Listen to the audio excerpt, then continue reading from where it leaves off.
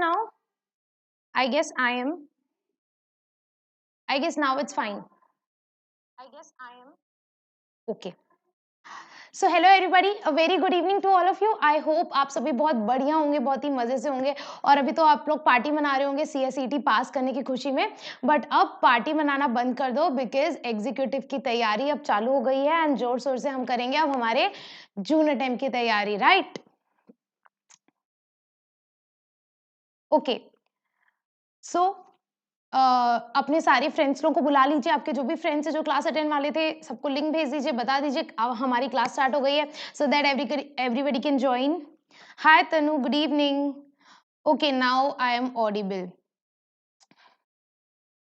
Okay, so first of all, let me introduce myself. Hello, everybody. I am CS Ashika Agrawal, and you are watching EduMention. Right. So first of all, I want to tell you, some of you might know me, and some of you might not. So basically, I'm from Chhattisgarh, but I did my CS Foundation studies from Nagpur, Maharashtra, and I scored All India rank 8th, as well as the position of Nagpur topper in my CS Foundation examination. I cleared my executive in first attempt with, and I just missed All India rank with 6 marks. So I hope आप लोग मेरी wish, मेरा जो dream था वो आप लोग अब पूरा करेंगे, rank लेकर के आएंगे, right? And thereafter I completed my professional, and I did my internship from one of the top CS firm of all over India, which is Vinod Kothari and company. And since then I'm teaching since like last 3 years approx. So this was all about my introduction.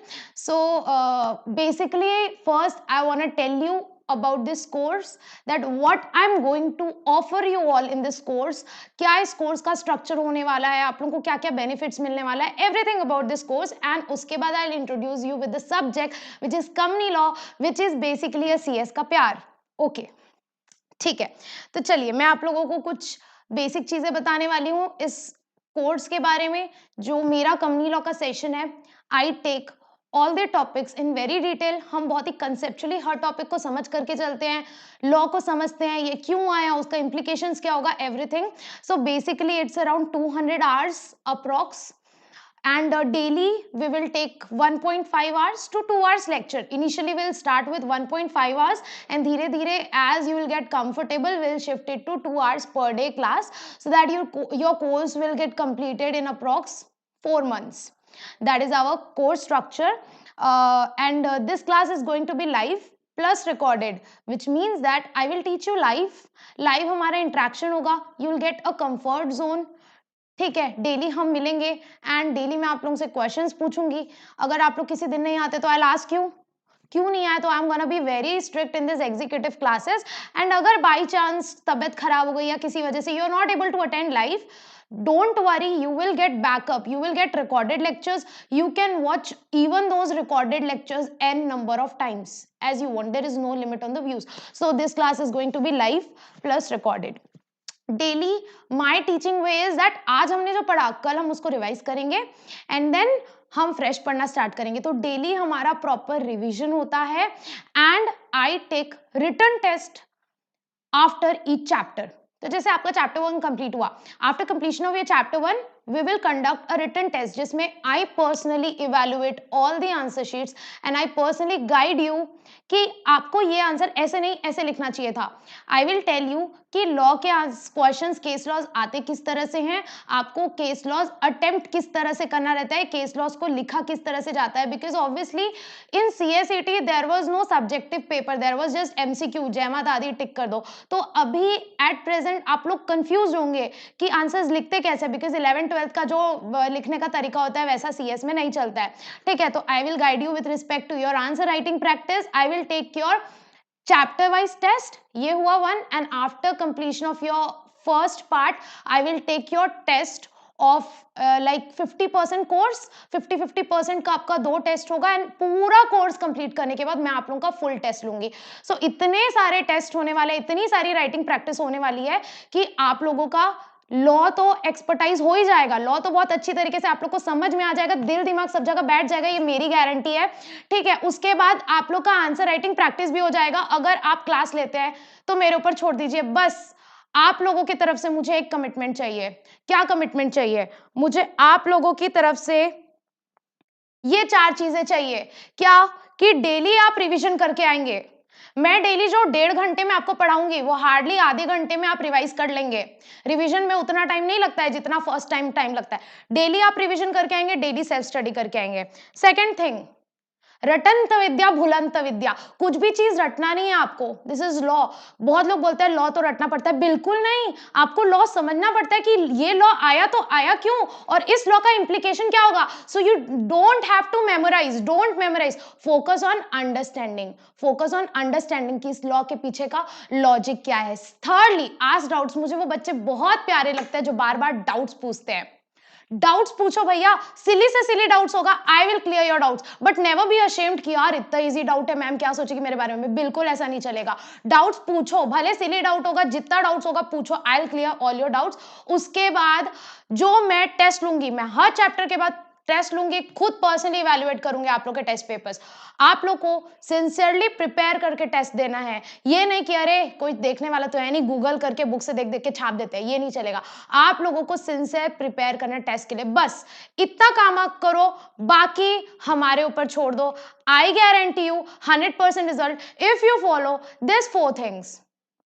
ठीक है, तो मैं बिल्कुल आप लोगों के साथ till the and रहने वाली हूं, आप लोग को गाइड करूंगी आपके क्लासेस के रिस्पेक्ट में। तो ये ऐसा है और हमारा मिशन ये है। बहुत सारे बच्चे बोलते हैं मैम हम कंपनी लॉ में पूरा पेपर लिख के ही नहीं आ पाते हैं। हमारा मिशन है attempt 100% and score 80+ in company law. Law is a theory subject, थोड़े बहुत मार्क्स कटते ही हैं, बट हाँ 75+ 80+ हमें लाना ही है नहीं। और हम 100 का टारगेट करेंगे, हम 100 का टारगेट करेंगे तब जाके हमारा 80+ आएगा। So how's the josh, how's the josh of everybody, shall we start our today's lecture?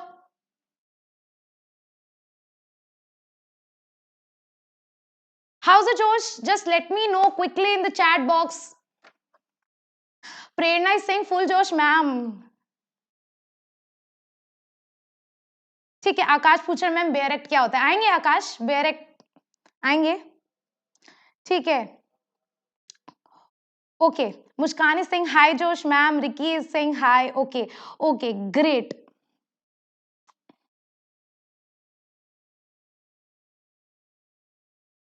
Okay, everybody is ready to start?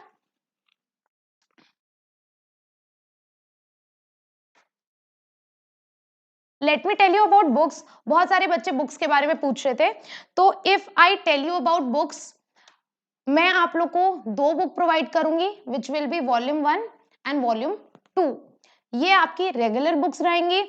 इसके अलावा I will provide you hand written notes. Hand written notes जो इस तरह से मेरे हाथ के बनाए हुए प्यारे प्यारे नोट्स होंगे, बहुत ही चार्ट्स के फॉर्म में और अच्छे अच्छे इंटरैक्टिव फॉर्म में। तो ये मेरे हैंड रिटन नोट्स होते हैं जो बहुत बच्चों को नॉर्मली बहुत ज्यादा पसंद आते हैं। तो रेगुलर बुक रहेंगे आप लोगों की, उसके अलावा हैंड रिटन नोट्स रहेंगे। उसके अलावा आप लोग का एक क्वेश्चन बुक टाइप का रहेगा जिसमें हर चैप्टर के क्वेश्चंस रहेंगे, केस लॉज वाले क्वेश्चंस रहेंगे कि किस तरह से इस चैप्टर के क्वेश्चंस आते हैं। एंड उसके अलावा बीच बीच में I will provide you with small annexure, small list, forms की लिस्ट, पेनाल्टीज की list, everything.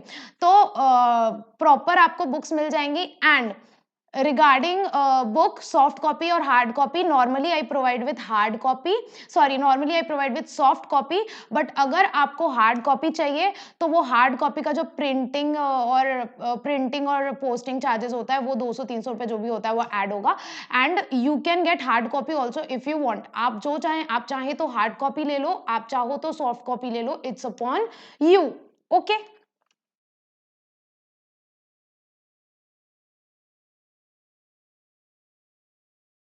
Avantika is saying yes. Okay, great.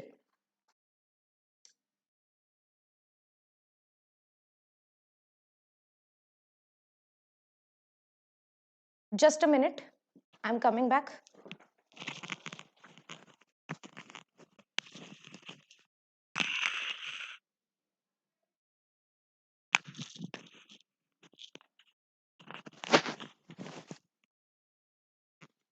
Okay. So now I've introduced you with the course. Now it's time to introduce you with the subject. With the subject company law. यार ये company law है क्या, सुना तो बहुत है, but अभी आप 2-3 महीने हमारे साथ लगातार पढ़ लो, आप कंपनी लॉ के क्या बन जाएंगे, एक्सपर्ट बन जाएंगे और कंपनी लॉ आपके दिल दिमाग सब जगह बैठ जाएगा। तो सबसे पहला question, ma'am why company law is important, why company law हमें समझना जरूरी है? You know what? A company secretary, a CS, is an expert of company law. Whenever you'll go to the company, whenever you'll go to the boardroom, the board of directors will ask you for your advice कि sir हमें पैसा race करना है, हमें shares issue करना है, बताइए क्या कंप्लायंस लगेंगे, हम कर सकते हैं कि नहीं कर सकते हैं, क्या क्या अप्रूवल्स लेने पड़ेंगे. They will come to take your advice. आप जो होते हैं वो एडवाइस करते हैं. लाइक रिलायंस का डायरेक्टर कौन है? मुकेश अंबानी. मुकेश अंबानी को जब रिलायंस के लिए कोई डिसीजन लेना रहता है तो he takes advice of the company secretary of Reliance. And who is the company secretary of Reliance? Savitri Parekh ma'am. ठीक है, तो Savitri Parekh, she is the lady who advises Mukesh Ambani. So इतना बड़ा रोल होता है कंपनी सेक्रेटरी का, that you are the one who advise board of directors regarding compliances, regarding law. You are the compliance officer of the company. जब आप किसी job के लिए जाएंगे ना किसी कंपनी में, मान के चलो आप रिलायंस में जॉब कर रहे हैं, तो वो कंपनी के डायरेक्टर्स पूरा कंप्लायंस आपके ऊपर छोड़ देंगे कि sir you are the compliance officer, you have to take care of all the compliance. And आप उस कंपनी का कंप्लायंस करेंगे कैसे? अगर आपको कंपनी लॉ की प्रॉपर इन डेप्थ अंडरस्टैंडिंग होगी तभी तो करोगे ना, अदरवाइज कैसे करोगे? So you are the compliance officer of the company. You advises board.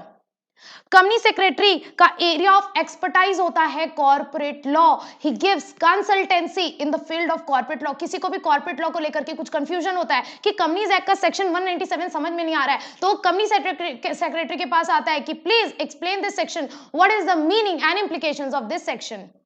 Company secretary is the key managerial personal. ये बात तो आपने CSEET में भी पढ़ी है. की मैनेजरियल पर्सनल कौन होता है?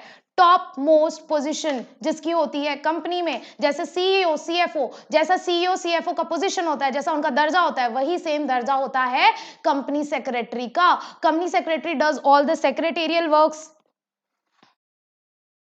सेक्रेटेरियल वर्क्स जैसे जो भी फॉर्म फाइलिंग्स वगैरह होता है, जैसे आपने पढ़ा है कि अच्छा अगर रजिस्टर्ड ऑफिस चेंज करना है तो INC 22 फाइल करना पड़ेगा. तो INC 22 ये जो फॉर्म फाइलिंग्स वगैरह वर्क होता है, ये कौन करता है? सेक्रेटेरियल वर्क्स कंपनी सेक्रेटरी करता है. Company secretary is known to promote corporate governance. याद है आपने CSET में पढ़ा होगा हमारे ICSI का मोटो क्या है, हमारे ICSI का विजन क्या है, विजन और mission statement, to promote corporate governance. तो हमारा ICSI जो है वो कॉर्पोरेट गवर्नेंस को प्रमोट करता है. कॉर्पोरेट गवर्नेंस मींस लॉ को सिर्फ कंप्लाई नहीं करना, लॉ को ट्रू एंड लेटर स्पिरिट में कंप्लाई करना, ताकि सारे ही स्टेक होल्डर का इंटरेस्ट प्रमोट हो, किसी के साथ भी कुछ गलत ना हो.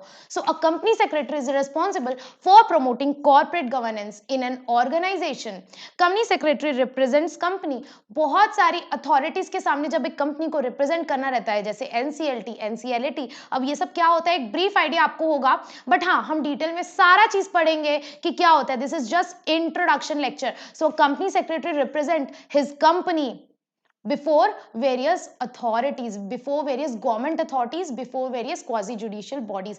So that is why company law is important for you.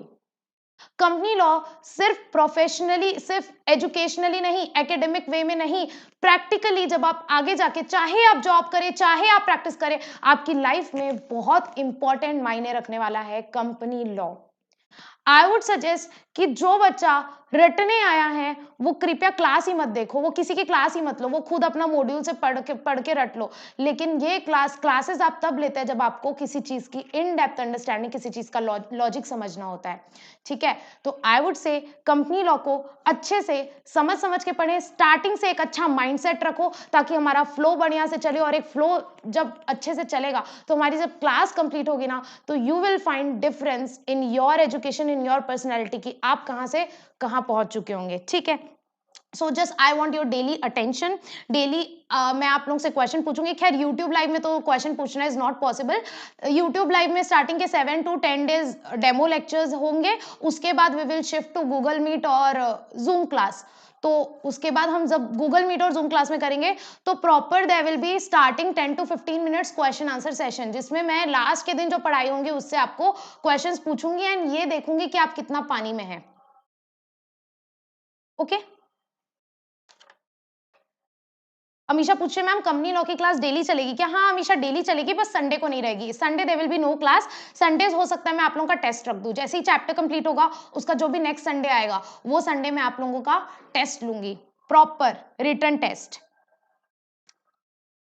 ठीक है, ओके चलिए अब हम क्विक से सिलेबस देख लेते हैं। बहुत इंपॉर्टेंट क्वेश्चन बच्चों का, मैम हम मॉड्यूल से पढ़ेंगे कि अलग से पढ़ेंगे कि कैसे? देखो आई will provide you with my notes जिसमें पूरा मॉड्यूल का कवरेज रहेगा, कुछ भी छूटा हुआ नहीं रहेगा। सो बेसिकली मॉड्यूल 100% कवर्ड रहेगा, प्लस आप लोगों को रिवीजन करने के लिए इस तरह के कुछ हैंड रिटन शॉर्ट नोट्स भी मिलेंगे। तो नोट्स आप लोगों को बहुत प्यारे और बहुत अच्छे मिल जाएंगे, जिससे आपको प्रॉपर पढ़ाई अच्छे से हो जाएगा। तो नोट्स की बिल्कुल चिंता मत करें, मॉड्यूल जो है हम पूरा कवर करते हुए चलेंगे, प्रॉपर जितनी अच्छे से पढ़ाई होगी उतनी अच्छे से करेंगे, मॉड्यूल आपका पूरा कवर हो जाएगा। चलिए अब कंपनी लॉ स्टार्ट करने से पहले हम सबसे पहले क्या देखेंगे?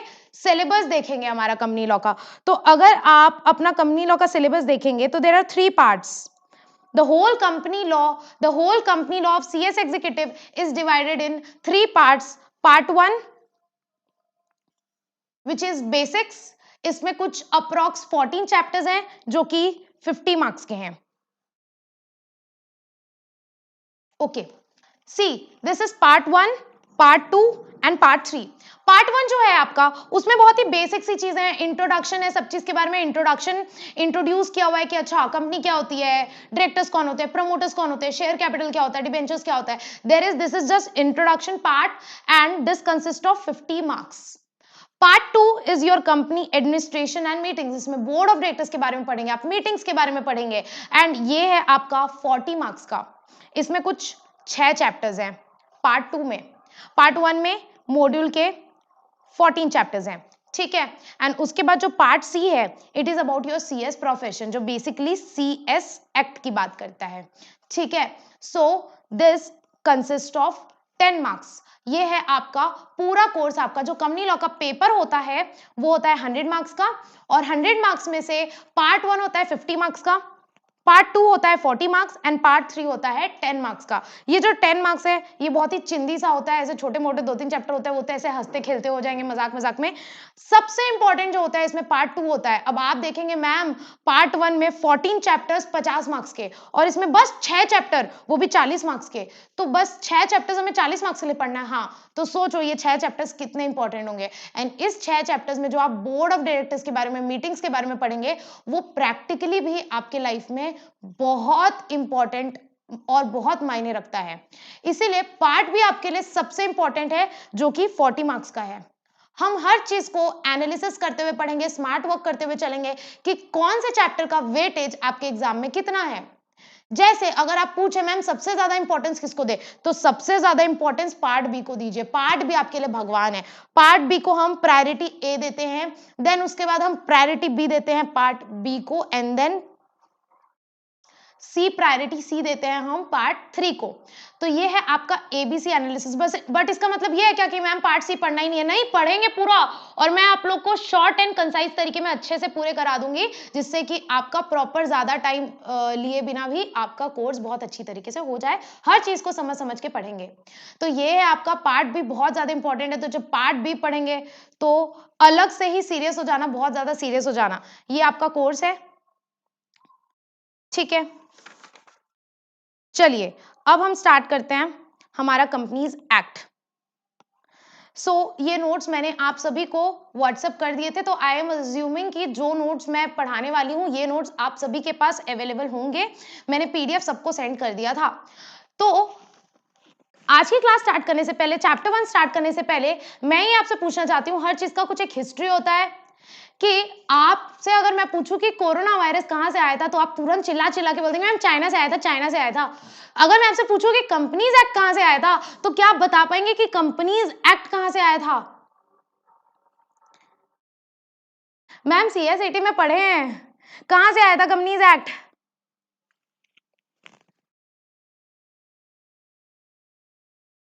ठीक है, लेट मी टेल यू, जैसे कोरोना वायरस चाइना से आया था, वैसे ही हमारा जो कंपनीज एक्ट है वो आया था इंग्लैंड से। कहने का मतलब ये है कि इंग्लैंड का जो कंपनी लॉ था, वहां से इंस्पिरेशन लेकर के, उनको देख करके, उस इंग्लैंड के एक्ट से इंस्पिरेशन लेकर के हमारा इंडिया का आया Indian companies act.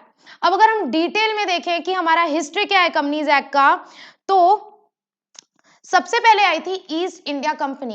East India company was not actually a company, but it was a company which was established bye a royal charter. ठीक है।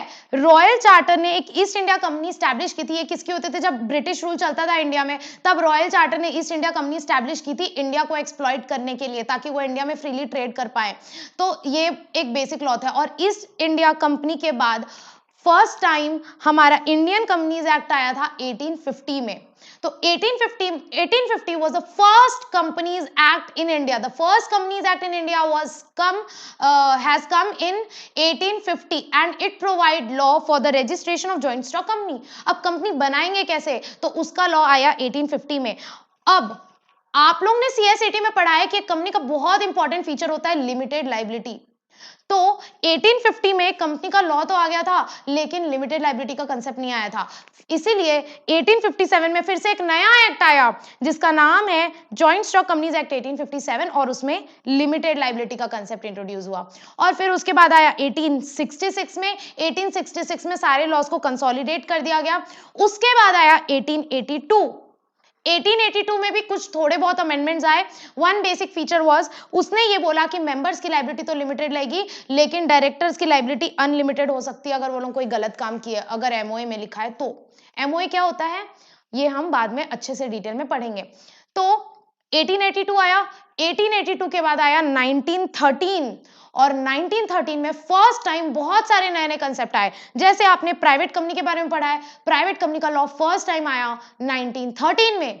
एनजीओ का concept, company is not for profit, जो profit कमाने के लिए business नहीं करते हैं, चैरिटी करते हैं, एनजीओ का कंसेप्ट फर्स्ट टाइम आया 1913 में। मीटिंग्स का कंसेप्ट, एजीएम का, स्टैट्यूटरी मीटिंग्स का कंसेप्ट आया फर्स्ट टाइम 1913 में। Mortgage and charge, mortgage charge मतलब गिरवी रखना, मैं लोन लेती हूँ तो बदले मेरे को कुछ मॉर्गेज देना पड़ता है, तो मॉर्गेज का कंसेप्ट फर्स्ट टाइम आया 1913 में। तो ये तो था कॉलोनाइजेशन एरा। कॉलोनाइजेशन एरा मतलब ब्रिटिश रूल का टाइम। उसके बाद हुआ हमारा इंडिपेंडेंस, और इंडिपेंडेंस के बाद चेंजिंग सिनेरियोज को देखते हुए एक नया एक्ट लाने की जरूरत थी, इसीलिए फिर हमारा आया कंपनीज एक्ट 1956। और आपको मैं बता दूं, इंडिया में जब कोई कानून आता है ना, जब कोई लॉ आता है, तो वो ऐसी चुटकियों में नहीं आ जाता है, उसके पीछे सालों की रिसर्च होती है, प्रॉपर कमेटी बिठाई जाती है, डिस्कशंस होते हैं। इसीलिए कंपनीज एक्ट 1956 लाने के पहले एक कमेटी बिठाई गई थी, और उस कमेटी के चेयरमैन थे श्री HC भाभा, और उन्हीं के नाम पे उस कमेटी का नाम दिया गया भाभा कमेटी। तो भाभा कमेटी के रिकमेंडेशन पर आया हमारा कंपनीज एक्ट 1956। अब ये डेट आप देखेंगे बहुत इजी सी है कि कंपनीज एक्ट 1956 लागू किस दिन से हुआ था, मतलब कंपनीज एक्ट 1956 एंड फोर्स किस दिन से हुआ था। Companies Act 1956 came into force on 1 अप्रैल 1956। एकदम इजी डेट, अप्रैल फुल वाला दिन, ठीक है। अब कंपनीज एक्ट बहुत लेंदी और वास्ट था 1956 वाला, उसमें 658 सेक्शंस थे, 15 स्केड्यूल्स थे, तो ये बहुत ही एक वास्ट और बहुत ही कॉम्प्लिकेटेड सा हो गया था 1956 वाला लॉ। इसीलिए फिर लिबरलाइजेशन के बाद 1956 के एक्ट को चेंज करने की जरूरत पड़ी, एंड हमारा आया कंपनीज एक्ट 2013, जो कि एट प्रेजेंट हमारा चल रहा है। तो आई होप आप लोग को इतनी बात समझ में आई, ठीक है। ओके, आगे बढ़ते हैं। ये इसको मैं बाद में बताऊंगी, जो ऊपर का हम छोड़े हैं धीरे धीरे करके सब कवर करेंगे। देखिए, अब मैं आपको बताना चाहती हूं कि 1956 तो आ गया, लेकिन 1956 बहुत ही पुराना हो गया था, और 1990 में जब लिबरलाइजेशन, प्राइवेटाइजेशन, ग्लोबलाइजेशन हुआ, तो चेंजिंग सिनेरियोज को देखते हुए लॉ को भी चेंज करना बहुत जरूरी है। पुराने लॉ के हिसाब से, आधा हम जमाने के हिसाब से हम लॉ नहीं रखते, लॉ को भी हमें चेंजिंग सिनेरियो के साथ चेंज करना पड़ता है। इसीलिए हमने एक कमेटी बिठाई जिसके चेयरमैन थे हमारे डॉक्टर जे ईरानी, और उन्हीं के नाम पे हमारी कमेटी का नाम पड़ा J Irani expert committee on company law. और हमारी जे ईरानी एक्सपर्ट कमेटी के रिकमेंडेशन पर आया हमारा लेजेंडरी कंपनीज एक्ट 2013, जो आज की डेट पे चल रहा है, आज की डेट पे फोर्स में है, ठीक है। So now coming to companies Act आया कहां से। आपको पता है कोई भी एक्ट पास करने के लिए पहले बिल बनता है, और वो बिल जब पहले लोकसभा राज्यसभा दोनों जगह पास हो जाता है, लोकसभा में पास होता है, फिर राज्यसभा में पास होता है, और जब लोकसभा राज्यसभा दोनों की अप्रूवल मिल जाती है, फिर फाइनली जब प्रेसिडेंट अप्रूवल देता है, तो उसके बाद वो बिल बन जाता है एक्ट। ये बात तो आपको पता होगी, 8, 9, 10th में हिस्ट्री सिविक्स में पढ़े होंगे आप लोग कि बिल और एक्ट में क्या अंतर होता है। कुछ नहीं, bill is the primary draft, और जब वो लोकसभा, राज्यसभा, प्रेसिडेंट तीनों उसको अप्रूव कर देते हैं तो वो बिल बन जाता है हमारा एक्ट। अगर मैं सेंट्रल लेवल की बात करूं तो सिमिलरली बहुत सारे बिल्स आए, रिजेक्ट हुए। फिर हमारा आया कंपनीज बिल 2012, जो कि लोकसभा में पास हुआ था 18 दिसंबर 2012 और राज्यसभा में पास हुआ था 8 अगस्त 2013। और फिर फाइनली हमारे प्रेसिडेंट ने अपना अप्रूवल दिया उसको 29 अगस्त 2013 को। This is an important date. Which date? 29 अगस्त 2013, क्योंकि इस दिन हमारे प्रेसिडेंट ने कंपनीज बिल को अप्रूवल दिया था और इस दिन हमारा बिल बन गया था फाइनली कंपनीज एक्ट 2013। लेकिन मैडम एक मिनट, प्रेसिडेंट ने अप्रूवल तो 29 को दी थी, लेकिन वो लागू कब से हुआ था, वो नोटिफाई कब से हुआ था? तो कंपनीज एक्ट जो है वो ऑफिशियल गैजेट में नोटिफाई हुआ था 30 अगस्त 2013, उसके एक दिन बाद। इतनी बात समझ में आई? ठीक है मैडम, इतनी बात तो समझ में आ गई। अब मैं एक बात आपको बताना चाहती हूँ कि जो हमारा कंपनीज एक्ट 2013 है उसमें बहुत एकदम यू टर्न आया। और पहले कंपनीज एक्ट 2013 के आने के पहले गवर्नमेंट अप्रूवल रिजाइम हुआ करता था। मतलब गवर्नमेंट ना बहुत स्ट्रिक्ट थी कि कुछ भी काम करना है गवर्नमेंट की अप्रूवल लो, कुछ भी काम करना है गवर्नमेंट की अप्रूवल लो। लेकिन अब जो है ना उतना गवर्नमेंट का अप्रूवल नहीं है, हर चीज में हमें गवर्नमेंट के सामने हाथ नहीं जोड़ना पड़ता है। अब जो रिजाइम आ गया है वो हो गया है share holders approval and disclosure. मतलब अपना नॉर्मली शेयर होल्डर का अप्रूवल ले लो, बस गवर्नमेंट को डिस्क्लोज कर दो, अप्रूवल नहीं लेना है, बस डिस्क्लोज कर दो। तो काफी लिबरलाइज हुआ है, काफी इजी हुआ है। एंड कंपनीज एक्ट बहुत ज्यादा डिस्क्लोजर्स को, डेवलपमेंट को, कॉर्पोरेट गवर्नेंस को बहुत प्रमोट किया है। तो ये एक छोटी सी बात थी हिस्ट्री के बारे में कि भैया कंपनीज एक्ट 2013 आया कहां से, हिस्ट्री क्या थी। ठीक है, अब आप लोग पूछेंगे मैम कंपनीज एक्ट तो 2013 में आया था। सोचो ना कितना टाइम हो गया 2013 को, 10 साल हो जाएंगे, 10 साल होने वाले हैं। अब आप लोग बोलेंगे क्या इस 10 साल में हमने कोई चेंजेस नहीं किए क्या लॉ में? बिल्कुल किए हैं। क्या कोई चेंजेस नहीं किया? और लॉ में जब भी हम कोई चेंजेस करते हैं तो उसको हम बोलते हैं अमेंडमेंट। तो अगर मैं आपसे पूछूं कि कंपनीज एक्ट 2013 कितने बार अमेंड हुआ है, मतलब कितने बार चेंज हुआ है, तो आप क्या बोलेंगे? ये बात आपने CSEE में भी पढ़ी होगी कि कंपनीज एक्ट कितने बार चेंज हुआ है। ठीक है,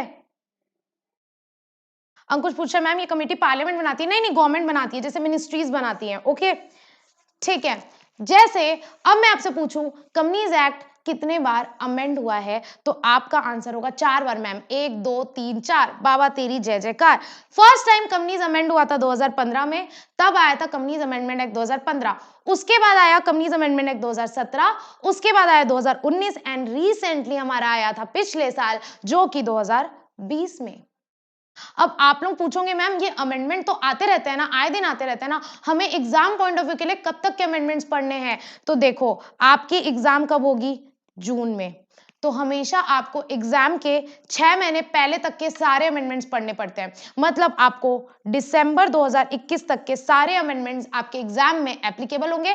बट दिसंबर के बाद जो भी चेंजेस आएगा जनवरी, फरवरी, मार्च, अप्रैल, मई में, वो सारे चेंजेस आपको नहीं पढ़ने हैं आपके जून एग्जाम के पॉइंट ऑफ व्यू के लिए। और अगर आप मेरे से क्लासेस लेते हैं तो चिंता करने की कोई बात नहीं है, मैं प्रॉपर बेयर एक्ट से रेफर करके आप लोग को पढ़ाती हूँ। तो जो भी अमेंडमेंट्स वगैरह आते हैं हम पूरा हर चीज अपडेटेड पढ़ेंगे, प्रॉपर हर चीज अपडेटेड पढ़ेंगे हमारे जून वाले पेपर के हिसाब से। ठीक है, ओके तो ये बात समझ में आई, 4 बार अमेंडमेंट आया है। लेकिन मैम क्या कंपनीज एक्ट बस 4 बार ही अमेंड हुआ है? नहीं, कंपनीज एक्ट और अमेंड हुआ है। 2016 में एक कोड आया था जिस कोड का नाम है इंसॉल्वेंसी एंड बैंक्रप्सी कोड 2016।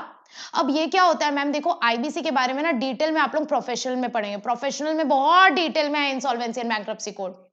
जब कोई कंपनी फाइनेंशियली वीक हो जाती है, लॉसेस में चल जाती है, डूब जाती है, बंद होने वाली रहती है, तो उसको बोलते हैं सिक कंपनीज। तो पहले सिक कंपनीज को लेकर के कंपनीज एक्ट में कुछ प्रोविजंस थे, जैसे कि सेक्शन 256 टू 269, सेक्शन 289 और ये सारे सेक्शंस। बट क्या हुआ 2016 में वो सारे सेक्शंस को हटा दिया गया, डिलीट कर दिया गया और एक सेपरेट लॉ बन गया इंसॉल्वेंसी एंड बैंक्रप्सी कोड। ठीक है, जिससे अगर कोई कंपनी इंसॉल्वेंट हो जाती है ना तो उसको पहले रिवाइव करने का ट्राई किया जाता है और उसके लिए हम रेफर करते हैं इंसॉल्वेंसी एंड बैंक्रप्सी कोड 2016। तो ma'am insolvency and bankruptcy code 2016 के आने की वजह से कुछ सेक्शंस जो कंपनीज एक्ट के थे वो डिलीट हो गए, जैसे कि ये सारे सेक्शंस 253 टू 269, 289, 304 से लेके 223, 235, 325, ये सारे सेक्शंस डिलीट हो गए और एक सेपरेट लॉ आ गया। जैसे याद है अपन ने जब इंडियन कॉन्ट्रैक्ट एक्ट पढ़ रहे थे सीएसईटी में, तो वहां मैंने आप लोग को पढ़ाया था कि पहले पार्टनरशिप से रिलेटेड प्रोविजन कॉन्ट्रैक्ट एक्ट में ही थे, लेकिन बाद में वो कॉन्ट्रैक्ट एक्ट से हटा दिया गया और सेपरेट कानून बना दिया गया partnership act. In a similar way पहले सिक कंपनी से रिलेटेड प्रोविजन कंपनीज एक्ट में ही थे, लेकिन बाद में उनके लिए एक अलग से एक्ट बना दिया गया इंसॉल्वेंसी एंड बैंक्रप्सी कोड, और कंपनीज एक्ट के वो सारे सेक्शन डिलीट कर दिए गए। अब इतनी बात तो समझ में आ गई मैम। एक बात और, ये कंपनीज एक्ट में एक और बार कब चेंज आया था? एक और चेंज आया था कंपनीज एक्ट में फाइनेंस एक्ट 2017 के आने की वजह से। जब फाइनेंस एक्ट 2017 आया था तो उससे हमारे एक सेक्शन में चेंज हुआ था, विच इज सेक्शन 182। अब सेक्शन 182 क्या होता है? पॉलिटिकल कंट्रीब्यूशन की बात करता है। मतलब जब आपको किसी पॉलिटिकल पार्टी को डोनेशन देना है, मतलब अगर अंबानी मोदी को डोनेशन देना चाहता है, बीजेपी को, तो उसके लिए भी प्रॉपर प्रोविजन है। अगर रिलायंस बीजेपी को डोनेशन देना चाहता है तो प्रोविजन है। तो इसमें भी कुछ चेंजेस आए थे। अब 182 क्या होता है वो हम लोग डिटेल में क्लासेस के साथ पढ़ लेंगे। तो यहां हम क्या पढ़ रहे हैं? यहां हम पढ़ रहे हैं कि कंपनीज एक्ट 2013 में टोटल कितने बार चेंजेस आए हैं। तो योर आंसर इस 4 बार तो अमेंडमेंट आए हैं, 2015 में, 17 में, 19 में और 2020 में। उसके अलावा 2 बार और कंपनीज एक्ट में चेंजेस आए हैं। एक इंसॉल्वेंसी एंड बैंक्रप्सी कोड के आने की वजह से कुछ सेक्शंस कंपनीज एक्ट के डिलीट हो गए हैं, और फाइनेंस एक्ट 2017 के आने से भी एक सेक्शन में चेंजेस आया है। इतनी बात समझ में आई? Are we clear with this? Can we move forward?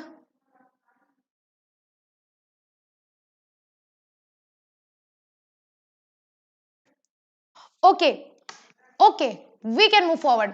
अब मैं आपको एक छोटी सी बात बताने वाली हूं, और वो ये बात बताने वाली हूं कि हमारा जो कंपनीज एक्ट है उसमें कितने सेक्शंस हैं। तो हमारा जो कंपनीज एक्ट आया था उसमें कितने सेक्शंस थे? 470 sections. But as of now कुछ सेक्शंस डिलीट हो चुके हैं, कुछ नए सेक्शंस आ चुके हैं। जब कंपनीज एक्ट आया था तब उसमें 470 सेक्शंस थे। And this 470 sections are covered in 30 chapters. कैसे मैम? कैसे? समझ में नहीं आया? तो चलो मैं आपको दिखाती हूं।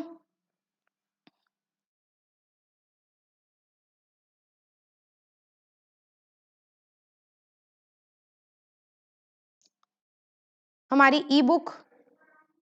Okay, this is our ebook, this is our bare Companies Act. देखो ये मिनिस्ट्री की हमारी वेबसाइट है, Ministry of corporate Affairs, Government of India. ये हमारी क्या है? बेयर एक्ट है। ठीक है, अब देखो मैं आपको दिखाती हूं। ये दिख रहा है कुछ? चैप्टर 1 लिखा हुआ दिख रहा है। Chapter 1 preliminary, chapter 2 incorporation, chapter 3 prospectus and allotment, chapter 3 का पार्ट 2 भी है, फिर chapter 4 share capital, chapter 5 deposit. तो ऐसे ही हमारा जो पूरा कंपनीज एक्ट है ना वो अलग अलग चैप्टर्स में डिवाइडेड है। तो ओवरऑल देयर आर कितने chapters? There are how many chapters in Companies Act? पहले 29 हुआ करते थे, बट रिसेंटली एक नया चैप्टर इंट्रोड्यूस हो गया है जिसका नाम है प्रोड्यूसर कंपनी। ये दिख रहा है?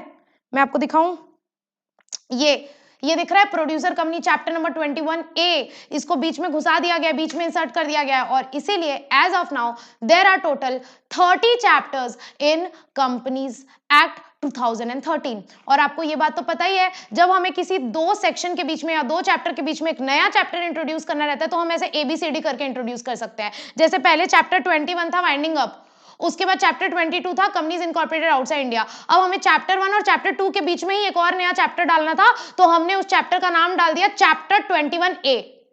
और ये रिसेंटली आया है प्रोड्यूसर कंपनी का chapter. So as of now there are how many chapters? There are 30 chapters in the overall Companies act 2013।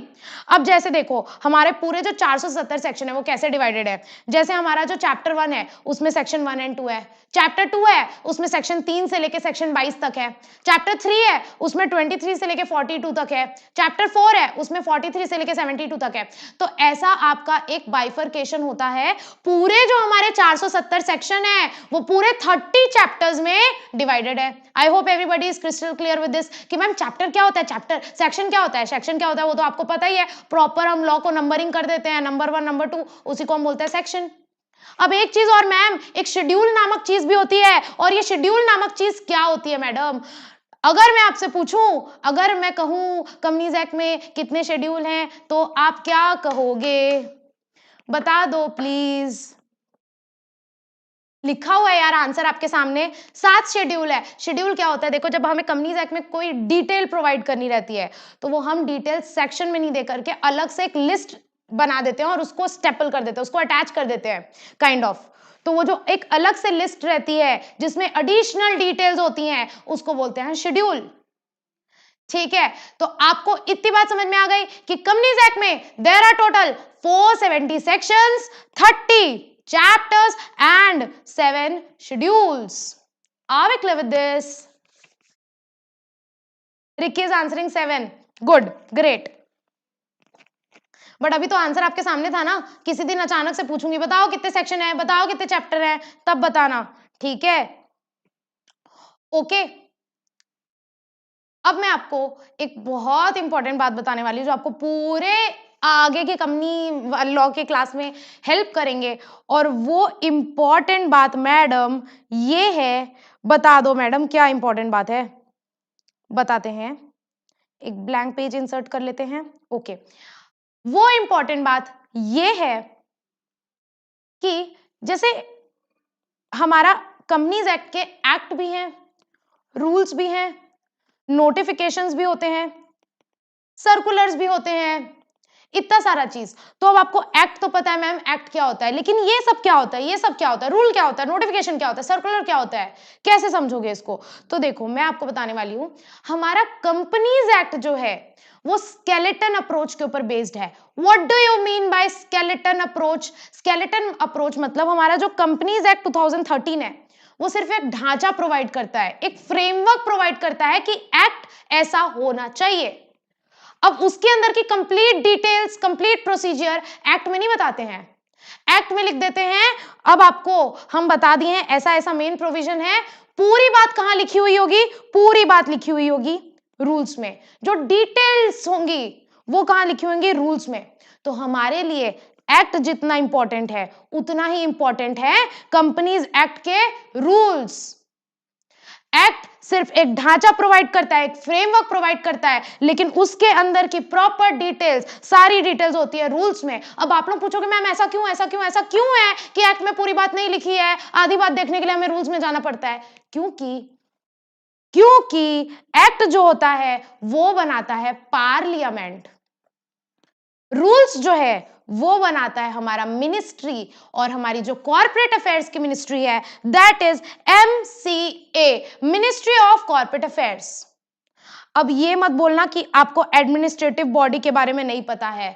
अगर हम कंपनीज एक्ट के लेजिस्लेशन की बात करें, कंपनीज लेजिस्लेशन की एडमिनिस्ट्रेटिव बॉडीज के बारे में बात करें, तो आपको पता है कॉन्स्टिट्यूशन में आपने पढ़ा है कि 3 तरह की बॉडीज होती हैं। एक होती है लेजिस्लेटिव, दूसरी होती है एडमिनिस्ट्रेटिव, तीसरी होती है जुडिशरी।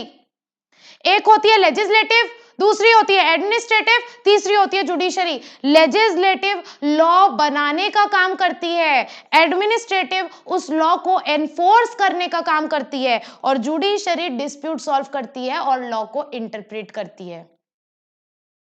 ठीक है, ये बात तो आपको पता है। आपको मैं बताऊं, लेजिस्लेटिव में क्या आ जाएंगी? जो लॉ बनाती है सेंटर लेवल पे हमारी पार्लियामेंट, पार्लियामेंट में आती है मेन लोकसभा, राज्यसभा और प्रेसिडेंट भी, और स्टेट में क्या हो जाएगी? हमारी स्टेट लेजिस्लेचर। ठीक है, अब अगर हम एडमिनिस्ट्रेटिव बॉडी की बात करें तो इसमें कौन कौन आता है, इसको 1 मिनट के लिए होल्ड पे रखते हैं, अभी मैं बताऊंगी। और अगर हम जुडिशियल अथॉरिटी की बात करें, मतलब डिस्प्यूट सॉल्व कौन करता है, तो नॉर्मल केसेस में आपको पता है कि डिस्ट्रिक्ट कोर्ट्स होते हैं, हाई कोर्ट होते हैं, सुप्रीम कोर्ट होते हैं। बट एक बात बताओ, सिविल केस और क्रिमिनल केस के लिए हम direct high court, supreme court में जाएंगे, डिस्ट्रिक्ट कोर्ट में जाएंगे, समझ में आता है। अगर कोई कंपनी का मैटर हो गया, मान के चलो कि इन्फोसिस और टीसीएस के बीच में झगड़ा हो गया, दोनों ने एक दूसरे के बीच में केस फाइल करना है कंपनी के मैटर से रिलेटेड, तो क्या वो लोग direct high court, supreme court में जाएंगे? नहीं भैया, कंपनीज एक्ट के मैटर्स को सॉल्व करने के लिए एक अलग से जुडिशियल बॉडी बना दी गई, और उसका नाम है NCLT, national company law tribunal. National Company Law Tribunal is a quasi-judicial body to solve the disputes and matters related to company law or other corporate laws. अब आपको मैं एक बात बताऊं कि डिस्ट्रिक्ट कोर्ट के ऑर्डर के अगेंस्ट अगर आपको अपील फाइल करना हो तो आप कहां जाएंगे? उससे ऊपर हाई कोर्ट में। हाई कोर्ट के ऑर्डर के अगेंस्ट अपील फाइल करना होगा तो कहां जाएंगे? उससे ऊपर सुप्रीम कोर्ट में। सिमिलरली अगर आपको एनसीएलटी के ऑर्डर के अगेंस्ट अपील फाइल करना है तो आप कहां जाएंगे? एनसीएलटी से एक ऊपर वाली अथॉरिटी में, और वो एनसीएलटी के ऊपर वाली अथॉरिटी होती है NCLAT, national company law appellate tribunal. इतनी बात समझ में आई? ठीक है मैडम, तो इससे आपको यह बात समझ में आता है कि कॉर्पोरेट मैटर्स को लेकर के, कंपनी लॉ के मैटर्स को लेकर के आप जिस अथॉरिटी को केस फाइल करते हो ना, वो होती है हमारी एनसीएलटी, एनसीएलटी। और भी मैटर्स, और भी एडमिनिस्ट्रेटिव मैटर संभालती है एनसीएलटी, एनसीएलटी। ठीक है, तो ये बात हुई हमारी लेजिस्लेटिव अथॉरिटी की। अब मैं आपको एक बात बताना चाहती हूं कि देखो, लेजिस्लेटिव यानी कि सेंट्रल लेवल पे पार्लियामेंट हमारा लॉ बनाती है, लेकिन पार्लियामेंट में लॉ बनाने का प्रोसेस बहुत लेंदी होता है। लोकसभा में पास करो, राज्यसभा में पास करो, फिर प्रेसिडेंट अप्रूवल देगा, तो महीनों लग जाते हैं, कई बार तो सालों लग जाते हैं। तो एक्ट को चेंज करना, एक्ट, नया नया एक्ट लाना बहुत लंबा प्रोसेस होता है। बहुत दिक्कतों के बाद, बहुत सीरीज ऑफ इसके पार्लियामेंट सेशन के बाद हमारा जो है एक फाइनली एक्ट बनता है।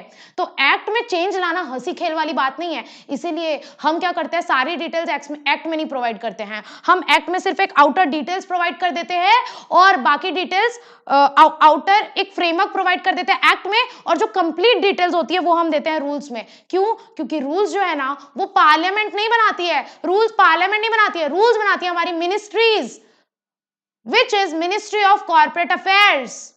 तो एमसीए तो आज सोची कल रूल ला देगी, इसमें उतना टाइम नहीं लगता है। तो रूल्स को चेंज करना is very easy, it is not that complicated, but act में चेंजेस लाना इज वेरी कॉम्प्लिकेटेड। तो एक बात बताओ, अगर हम सारी बातें एक्ट में ही लिख देंगे तो उसको हम इजीली चेंज नहीं कर पाएंगे। और लॉ एक ऐसी चीज है जो आए दिन चेंज होती है, प्रॉपर चेंजिंग सिनेरियो के साथ। कंट्री में डेवलपमेंट हो रहा है, लॉ भी उसके साथ साथ चेंज होता है। इसीलिए हमारा कंपनीज एक्ट बेस्ड है स्केलेटन अप्रोच के ऊपर, जिसमें हमें एक्ट भी पढ़ना पड़ता है और रूल्स भी पढ़ना पड़ता है। रूल्स जो है वो हमारी मिनिस्ट्री लेके आती है और एक्ट जो है वो पार्लियामेंट में पास होता है। और अगर आप नोटिफिकेशन सर्कुलर की बात करें तो देखो, टाइम टू टाइम ना बहुत सारे क्लैरिफिकेशंस लगते हैं। जैसे कंपनीज कई बार कंफ्यूज हो जाती है कि इस मैटर में हम कैसा करें, उस मैटर में कैसा करें। तो टाइम टू टाइम गवर्नमेंट ना बहुत सारे नोटिफिकेशंस और सर्कुलर इशू करती है। जैसे फॉर एग्जांपल जब मार्च अप्रैल में कोविड का सेकेंड वेव चल रहा था, तब गवर्नमेंट चाह रही थी कि लोग हॉस्पिटल बनाए, लोग ऑक्सीजन फैसिलिटी प्रोवाइड करे, ताकि ज्यादा से ज्यादा लोगों का ट्रीटमेंट हो पाए, उनको प्रॉपर ट्रीटमेंट मिल पाए। तो इसीलिए गवर्नमेंट ने क्या लाया, तब एक नोटिफिकेशन लाया कि अगर कोई कंपनी हॉस्पिटल, टेम्पररी हॉस्पिटल बनाती है या ऑक्सीजन फैसिलिटी प्रोवाइड करती है, तो उसको हम ये माना जाएगा कि कंपनी ने सीएसआर किया। सीएसआर मतलब कॉर्पोरेट सोशल रिस्पॉन्सिबिलिटी, जो हमें समाज सेवा के लिए कुछ पैसा खर्चा करना पड़ता है।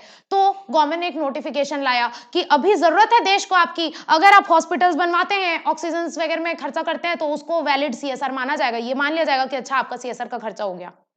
तो टाइम टू टाइम गवर्नमेंट बहुत सारे नोटिफिकेशन, सर्कुलर्स, क्लैरिफिकेशन लाती रहती है। तो अगर मैं आपसे पूछूं कि एक्ट कौन बनाता है, तो एक्ट पास होता है पार्लियामेंट में। बट अगर मैं आपसे पूछूं कि रूल्स, नोटिफिकेशन, सर्कुलर्स कौन लाता है, तो ये लाती है हमारी administrative body, which is MCA, ministry of corporate affairs. I hope everybody is crystal clear. With this. चलिए आगे बढ़े। चलिए, तो एक बार हम स्ट्रक्चर ऑफ द एक्ट को अच्छी तरीके से पढ़ करके समझ लेते हैं। यहां लिखा हुआ है कि it may be noted that number of sections has been drastically reduced, but at the same time the central government has been empowered to prescribe various aspects in the form of rules. पहले Companies Act 1956 में 658 sections हुआ करते थे, जो कि बहुत complicated थे। इतने सारे, सोचो ना, 600-700 सेक्शंस। तो इसीलिए कंपनीज एक्ट 2013 में स्केलेटन अप्रोच आया, जिसमें नंबर ऑफ सेक्शंस को रिड्यूस कर दिया गया, बस 470 तक ला दिए इसको। और डिटेल्स जो है वो बोल दिया कि सेंट्रल गवर्नमेंट बताएगी। सेंट्रल गवर्नमेंट कैसे बताएगी? रूल बना के बताएगी। और सेंट्रल गवर्नमेंट मतलब ऑब्वियसली सेंट्रल गवर्नमेंट में बहुत सारी मिनिस्ट्रीज होती हैं। मैं जब भी पूरे कंपनीज एक्ट में जब भी सेंट्रल गवर्नमेंट बोलूं, it means ministry of corporate affairs, because central government मतलब एडमिनिस्ट्रेटिव अथॉरिटी, और एडमिनिस्ट्रेटिव अथॉरिटी में हर टॉपिक के लिए, हर मैटर के लिए अलग अलग मिनिस्ट्री होती है। जैसे there is Ministry of Defence, there is Ministry of Agriculture, there is Ministry of Women Development, वैसे ही कॉर्पोरेट अफेयर्स को लेकर के जो सेंट्रल अथॉरिटी है, एडमिनिस्ट्रेटिव अथॉरिटी है, वो है एमसीए। तो मैं जब भी सेंट्रल गवर्नमेंट बोलूं तो समझ जाना हम एमसीए की बात कर रहे हैं। जब भी मैं सेंट्रल गवर्नमेंट बोलूं समझ जाना हम एमसीए की बात कर रहे हैं, मिनिस्ट्री ऑफ कॉर्पोरेट अफेयर्स की बात कर रहे हैं। इतनी बात समझ में आई? ठीक है मैडम, समझ में आ गई। आगे बढ़ते हैं। अब आपको एक पता है कि सेंट्रल गवर्नमेंट को रूल बनाने का पावर दे दिया गया कि जो कंप्लीट डिटेल्स है ना वो आप रूल में बताना, हम एक्ट में सारी चीजें नहीं बताएंगे।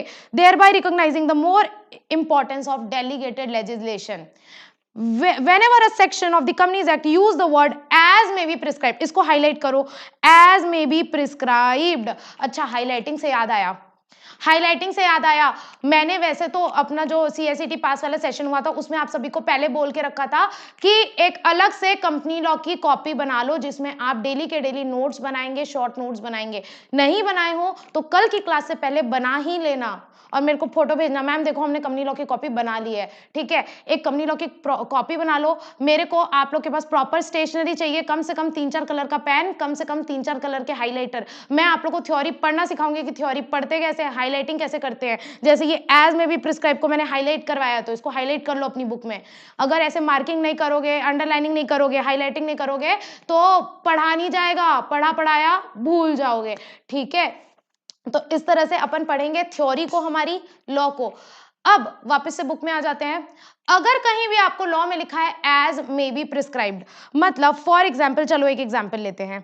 और एग्जाम्पल के लिए अगर मैं कहूं कि इनकॉर्पोरेशन के लिए, इनकॉर्पोरेशन क्या होता है? कंपनी का जन्म। इसको हम लोग डिटेल में पढ़ेंगे। मतलब मान के चलो मेरे को कंपनी को जन्म देना है तो मेरे को सीए या सीएस का साइन लेना पड़ेगा। अब वो प्रॉपर एक फॉर्मेट में होता है कि मेरे को किस फॉर्मेट में साइन लेना पड़ेगा। तो सेक्शन 7 में डिटेल्स नहीं प्रिस्क्राइब्ड है, डिटेल्स नहीं बताई गई है। अब वो फॉर्मेट क्या होगा उसके लिए हम बोल दिए यार रूल्स में जाके देख लो। तो कहीं भी अगर कंपनीज एक्ट में ऐसा लिखा होगा in form as may be prescribed, इसका मतलब ये है कि फॉर्म नंबर क्या होगा वो यहां हम एक्ट में नहीं बता रहे हैं, वो रूल में सेंट्रल गवर्नमेंट बताएगी, तो रूल जाके देख लो। समझ में आया? जैसे एसबीआई बैंक में होता है ना कि अच्छा सर चेक भरना है, कहाँ ये कहाँ सबमिट करना पड़ेगा? काउंटर नंबर 1, काउंटर नंबर 1 में जाओ तो बोलता है नहीं नहीं काउंटर नंबर 2 में जाओ। वैसे ही जब आप एक्ट में जाएंगे ना कि एक्ट से पूछोगे कौन सा फॉर्म फाइल करना है, तो एक्ट बोलेगा नहीं नहीं यहाँ नहीं मिलेगा, रूल्स में जाओ, तो फिर आप रूल्स में जाएंगे। तो अगर पूरे कंपनीज एक्ट में आपको कहीं भी एज में भी प्रिस्क्राइब लिखा होगा ना, इसका मतलब वो चीज कहाँ प्रिस्क्राइब्ड है, कहाँ दी हुई है? रूल में दी हुई है। और रूल कौन बनाता है?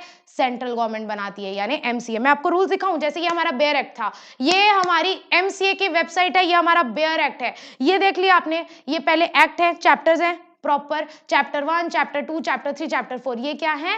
ये एक्ट है। अब मैं आपको रूल्स दिखाऊं, जैसे देखो ये रूल्स वाला टैब है, मैंने जैसे ही रूल्स वाले टैब में क्लिक किया ये सारे रूल्स खुल गए।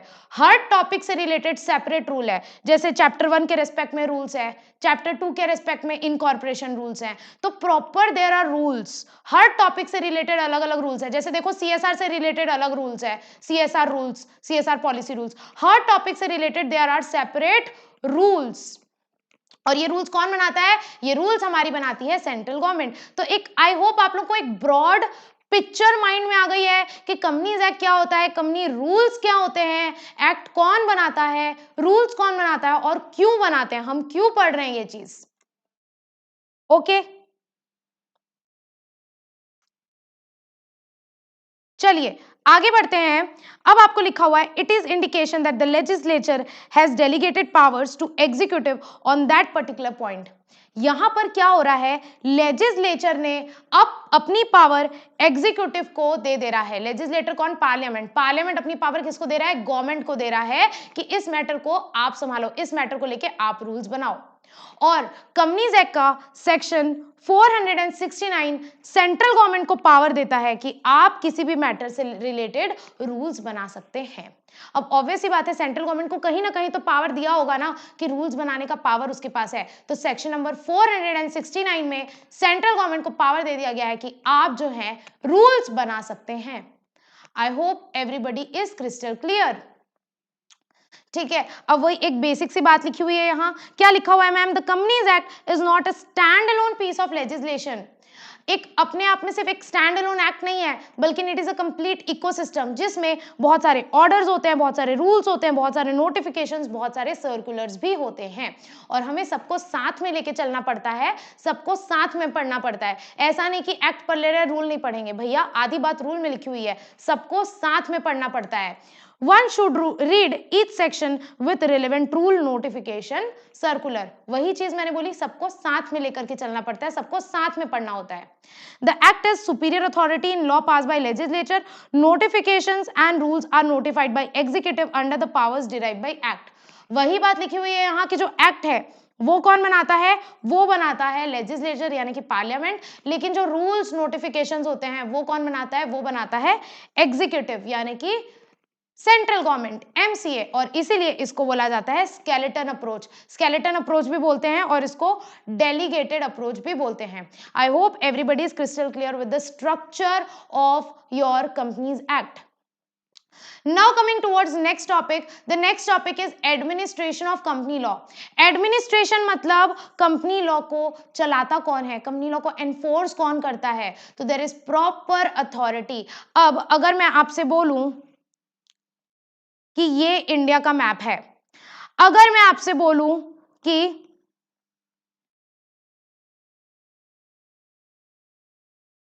दिस इज इंडिया का मैप, बहुत ज्यादा ही अच्छा बना है, मेरी ड्राइंग थोड़ी सी खराब है तो इसको इग्नोर करें और ऐसा बोले कि हाँ मैम बहुत अच्छी ड्राइंग बनी है। ठीक है, मान के चलो ये इंडिया है, तो अब इंडिया लेवल पे हमारी एडमिनिस्ट्रेटिव अथॉरिटी कौन है?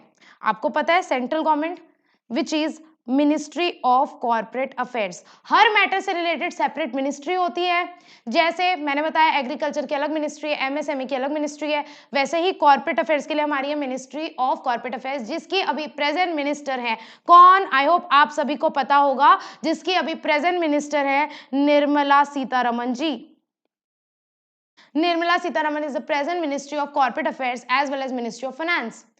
लेकिन अब आपको मैं एक बात बताऊं, एक कंट्री जो है वो अलग अलग रीजन्स में डिवाइड होती है, तो जैसे हमारी ये पूरी की पूरी कंट्री है इंडिया, ये अलग अलग रीजन्स में डिवाइडेड है, जैसे north, west, south, east, north east, north west, north south, north east, north west, south east, south west. तो हमारी कंट्री अलग अलग रीजन्स में डिवाइडेड है। अब अगर मैं आपको बोलूं कि क्या निर्मला सीतारमन जी एक स्पेसिफिक रीजन के बारे में अच्छे से सोच पाएंगी, एक स्पेसिफिक रीजन के बारे में अच्छे से डिसीजन ले पाएंगी? नहीं। अगर मान के चलो मेरे को सिर्फ इस रीजन के बारे में, वेस्टर्न रीजन के बारे में स्पेसिफिक कोई डिसीजन लेना है, तो निर्मला सीतारमन जी नहीं सोच पाएंगी, हमारी मिनिस्ट्री ऑफ कॉर्पोरेट अफेयर्स नहीं सोच पाएंगे। क्यों? क्योंकि वो ओवरऑल कंपनी के, ओवरऑल कंट्री के पर्सपेक्टिव से सोचते हैं। इसीलिए अलग अलग रीजनल लेवल पे भी देयर आर प्रॉपर अथॉरिटीज। जैसे अगर मैं आपको बोलूं कि पूरे स्कूल में, स्कूल को मैनेज करने के लिए एक स्कूल कैप्टन होता है, लेकिन क्या एक स्कूल कैप्टन अलग अलग हाउसेस को भी प्रॉपरली मैनेज कर पाएगा? नहीं। तो वैसे ही मान के चलो स्कूल 4 हाउसेस में डिवाइडेड है, येलो, ग्रीन, रेड और ब्लू, तो अब हर हाउस के लिए अलग से हाउस कैप्टन भी होता है उस हाउस को मैनेज करने के लिए। और फर्दर एक स्कूल में बहुत सारी क्लासेस होती है, क्लास 1, क्लास 2, क्लास 3, तो एक स्कूल कैप्टन हर क्लासेस को स्पेसिफिकली मैनेज नहीं कर पाएगा, तो इसीलिए हर क्लासेस को स्पेसिफिकली मैनेज करने के लिए क्लास कैप्टन होते हैं। यही कंसेप्ट है हमारी गवर्नमेंट का। तो अगर मैं आपसे बोलूं सेंट्रल लेवल पे, पूरी कंट्री के लेवल पे हमारी एडमिनिस्ट्रेटिव अथॉरिटी कौन सी है? वो तो है हमारी मिनिस्ट्री ऑफ कॉर्पोरेट अफेयर्स, लेकिन दैट इज नॉट इनफ। अब हमारी पूरी कंट्री डिवाइड हो जाती है अलग अलग रीजन में, और हर रीजन के लिए प्रॉपर जो एडमिनिस्ट्रेटिव अथॉरिटी है उसका नाम है रीजनल डायरेक्टर, जिसको हम शॉर्ट में बोलते हैं आरडी, जिसको हम शॉर्ट में बोलते हैं RD, regional director.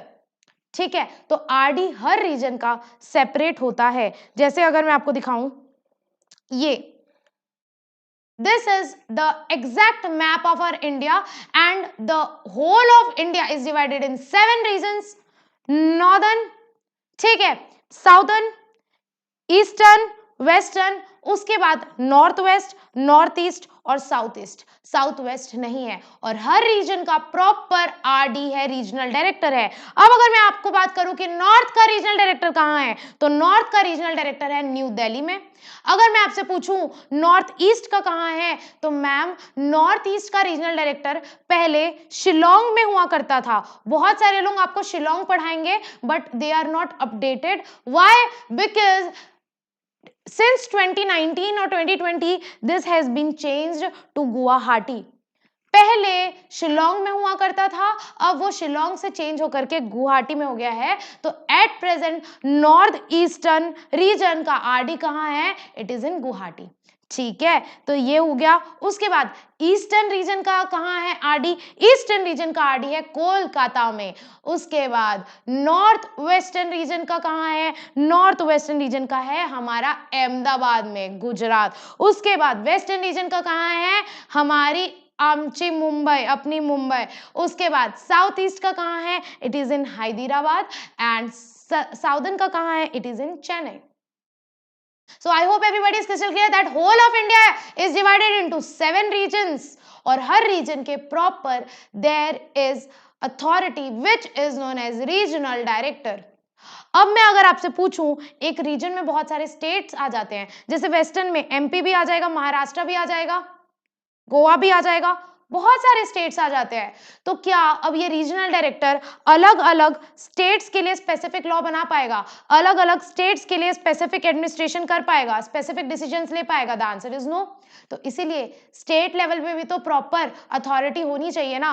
And state level पे जो हमारी एडमिनिस्ट्रेटिव अथॉरिटी होती है उसका नाम है वेरी गुड, आकाश ने पहले ही आंसर दे दिया, उसका नाम है ROC, which is known as Registrar of Companies। Registrar of Companies short में बोले तो ROC। अब अगर मैं आपसे पूछूं कि ROC कहां है, तो नॉर्मली हर एक स्टेट का एक ROC होता है, बट किसी किसी स्टेट में 2-3 स्टेट का मिलाकर के एक ROC होता है। जैसे कि अगर मैं आपसे पूछूं कि आंध्र प्रदेश जो है हमारा, उसका आरओसी कहां है? उसका आरओसी है विजयवाड़ा में। बिहार का कहां है? पटना में। छत्तीसगढ़ का कहां है? बिलासपुर में। ऐसे ही अलग अलग स्टेट्स के अलग अलग आरओसी हैं। लेकिन अगर मैं हमारी ईस्टर्न स्टेट्स की बात करूं, तो हमारी जो है मणिपुर, मेघालय, मिजोरम, नागालैंड, आसाम, ये सारी बहुत छोटी छोटी स्टेट्स हैं। तो इन स्टेट्स के लिए अलग अलग बनाने की जरूरत नहीं पड़ी। तो इसीलिए इन सारे स्टेट्स का मिलाकर के एक ही आरओसी है। कहां? पहले शिलोंग में हुआ करता था, अब वो शिफ्ट हो गया है 2019 के बाद से गुवाहाटी में। ठीक है, अब ये बात आप समझ गए हैं कि हर स्टेट का एक आरओसी होता है। लेकिन एक बात मैं आपको बताना चाहती हूं, वैसे तो सीएसईटी में आप पढ़े होंगे, लेकिन अगर आपने नहीं पढ़ा है सीएसईटी में, तो सिर्फ 2 स्टेट्स ऐसे हैं जहां एक से ज्यादा आरओसी है। लेट मी रिपीट अगेन, सिर्फ 2 स्टेट्स ऐसे हैं जहां एक से ज्यादा आरओसी है। कौन कौन से मैडम बता दो? पहला है महाराष्ट्र। महाराष्ट्र में 2 आरओसी है, one is in Mumbai and another is in Pune. Clear? दूसरा कौन सा मैडम? दूसरा है तमिलनाडु। तमिलनाडु भी में भी 2 आरओसी हैं, one is in Chennai and another is in Coimbatore.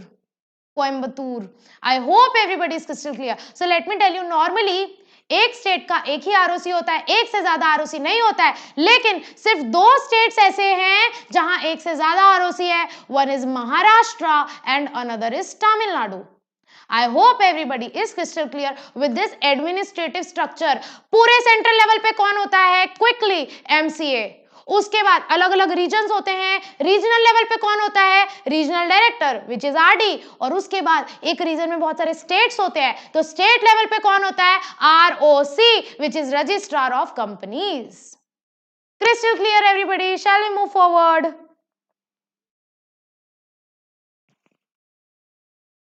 ठीक है,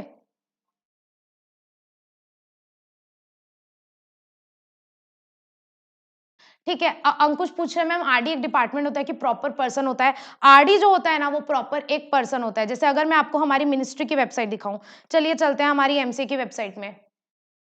मेरा इंटरनेट थोड़ा स्लो खुल गया। Okay, this is our Ministry of corporate Affairs की वेबसाइट विच इज mca.gov.in।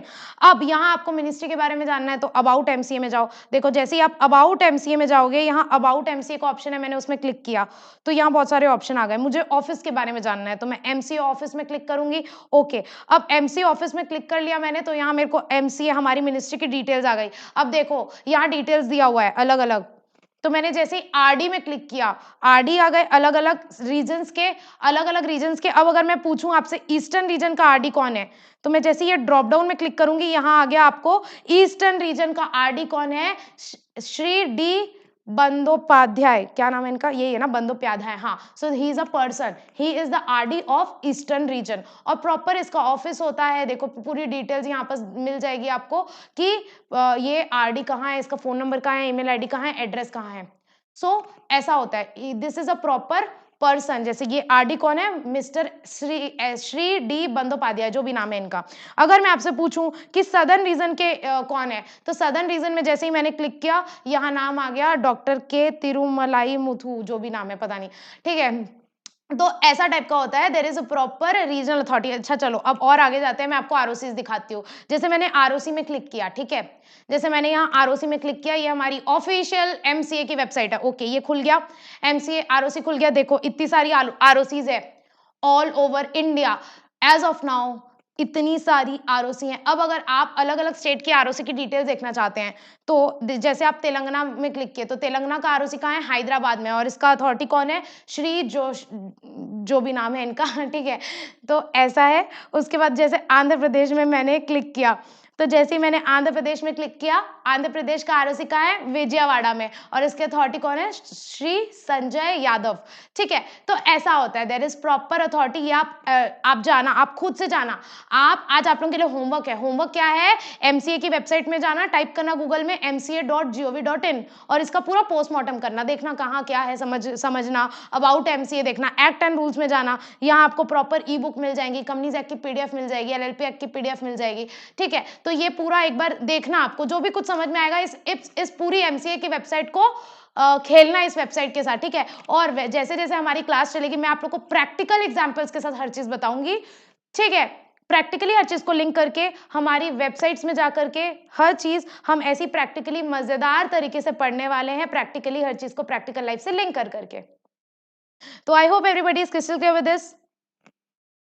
अब सबसे इंपॉर्टेंट बात, कंपनीज एक्ट किसको किसको एप्लीकेबल है। क्या एक इंडिविजुअल बंदा बिजनेस कर रहा है सोल प्रोप्राइटरशिप फॉर्म में, क्या उसको कंपनीज एक्ट एप्लीकेबल होगा? नहीं मैडम, ऑब्वियसली नहीं। तो सवाल ये उठता है कंपनीज एक्ट किसको किसको एप्लीकेबल है। और आपको एक बात पता है, जब भी आप कोई कानून पढ़ते हैं, जब भी आप कोई लॉ पढ़ते हैं, तो हर कानून का सेक्शन 1 होता है उसकी एप्लीकेबिलिटी का। सेक्शन 1 बताता है कि ये एक्ट किसको किसको अप्लाई होगा, किसको किसको इस एक्ट का पालन करना होगा।